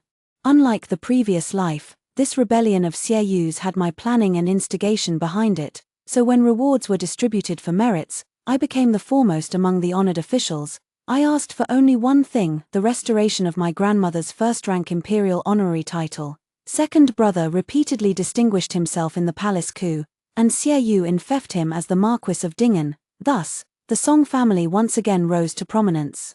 I elevated all members of the Song family because I understood that only with a powerful clan supporting me from behind could I stand firm in the whirlpool of power. The new emperor ascended the throne and sought to appoint an empress. I come from a prestigious family background, with Princess Zhaohua from the distant northern barbarians personally writing me a recommendation. Zhao Rongjuan said, "I'll just yield the position of empress to you. Your Song family has indeed rendered great service to the empire, and besides, I never cared much for competing over such things, but if you become empress, will you still roast chickens for me?" I smiled until my eyes curved like crescents. "I'll make sure you eat your fill." In the end, Xiaoyu came to ask me, and I agreed without hesitation. "I thought you would decline politely. I never hide my desires and ambitions. Your Majesty knows this. I want the Empress's throne. I love this feeling of holding my own fate in my hands." Xiaoyu traced my eyebrows, caressing my completely healed right cheek, and said with a smile, "I admire your honesty." According to Darky's tradition, after ascending the throne, the new emperor must ride through the streets on horseback with the empress. Seated together with Xiaoyu in an ornate carriage, the horses suddenly halted as a disheveled woman clung to the vehicle, declaring to him, "Your Majesty, Your Majesty. I possess the Phoenix's destiny. Whoever I favor shall become emperor. I am the leading lady of this world. Choose me, choose me. The position of empress should be mine. It's mine. Everyone else was just supposed to be my backdrop. So why is this happening? Why is this happening?" The deranged elder sister kept muttering those words incessantly. Xiaoyu had no patience left and wanted the soldiers to execute this madwoman on the spot. I stopped her, throwing a dagger, just as in our past life. When my elder sister had thrown one to me, my elder sister froze for a moment. She hadn't expected that the sins she committed against others in her past life would come back to her in this one. As if fate had spun full circle with perfect precision, suddenly, she burst into laughter. Song Huaixin, do you think you've won? All your glory now depends on that man, Xie. The day he grows tired of you, the day he suspects you, you'll die more miserably than Empress Kui. I'll be waiting for that day. I'll be waiting to see what kind of fate awaits a woman who clings to a man. She longed for me to fall from great heights, shattered to pieces. My elder sister waited and waited, for 5 long years, until the moment she learned my son had been named Crown Prince by Xie. In her extreme resentment and unwillingness, she took her own life in despair. Behind me stood the support of the entire Song clan. Abroad, I had the backing of Princess Zhaohua, who governed the northern barbarians. At court, I was the strategist who helped the emperor seize power, and among the imperial consorts, Zhao Rongjuan was like a sister to me. I had men willingly lifting me up, and even more precious, the genuine friendships between women. All of this has forged my current unshakable position. After Rebirth, I came to understand that true independence and strength for a woman isn't about rejecting all external assistance, but knowing what one needs and wisely seeking it. Thus, everything in this world can become the east wind beneath my feet, helping me rise with the momentum and ascend effortlessly. End of main text. Extra chapter. 50 years passed in a flash. Under Xieyu's leadership, Dhe flourished. Over these 50 years, the Song clan also grew steadily, and soon, the influence of the Song family in the capital rivaled that of the Kui clan of Qinghe. From that moment on, the way Xieyou looked at me suddenly changed. He began preventing me from contacting my maternal family and even barred me from seeing our children. I keenly sensed something, my first reaction being nothing but amusement. Had my elder sister lived to see this day, she would have been delighted to discover those patterns she always spoke of had indeed come true. She would surely clap her hands in glee, cursing me for deserving it after scheming half a lifetime. I still bet all my chips on a man's sincerity. Pity she can't witness this farce. 50 years is too long a time, long enough to change countless things. Empress Shen passed away peacefully 5 years ago, still clutching that gardenia hairpin of gold, while Princess Zhaohua departed this world 3 years prior due to illness. Xieyou, who had occupied the imperial throne for so long, had changed. In his youth, he once told me that he despised most of all people like Emperor Shengyuan, those cold and heartless souls. And what he hated most was suspicion. Because of his father's cold indifference, young Xieyou could only curl up and live cautiously. He once whispered to me between the sheets, if one day I lose my way and become the kind of person I despise most, Huaixin, you must save me. I've always remembered those words. So, the moment Xieyou conceived murderous intent toward my Song family, I fed him a dose of poison. He awoke startled to meet my gentle gaze. Your Majesty once said, if ever you became like your father, I was to save you. I pressed his hand against my cheek, tears brimming as I whispered, Xieyou, this is me saving you. Xieyou gazed at me calmly, a fleeting glimmer of his youthful radiance briefly surfacing in his eyes. With my own hands, I killed the man I had truly loved. Before he could destroy the genuine affection we'd shared all these years, before he could become the very kind of person he despised most, I saved him in advance. I've read too many history books. I won't become Wei Zifu. I've kept the best Xieyou in my heart, and left the finest emperor in the hearts of the Darky people. This way, he won't be remembered by me for slaughtering my clansmen, nor condemned by history for his senile folly in later years. My child inherits the throne, with me ruling from behind the curtain. Over these years, everything has changed except for consort Zhao, who has retained her purity and innocence from those days. She bore a daughter. And in our leisure time, I would take the consort and princess to roast chickens in the imperial garden. My elder sister doesn't know, though I resent her. I've always taken her words as a warning to heed. A favorable wind lends me its power, lifting me to the azure clouds. If Xieyou has affection, he shall be the east wind that propels me forward. If he has none, then he shall remain the white moon in the sky that I forever cherish from the pinnacle of power, amidst the highest clouds. The end.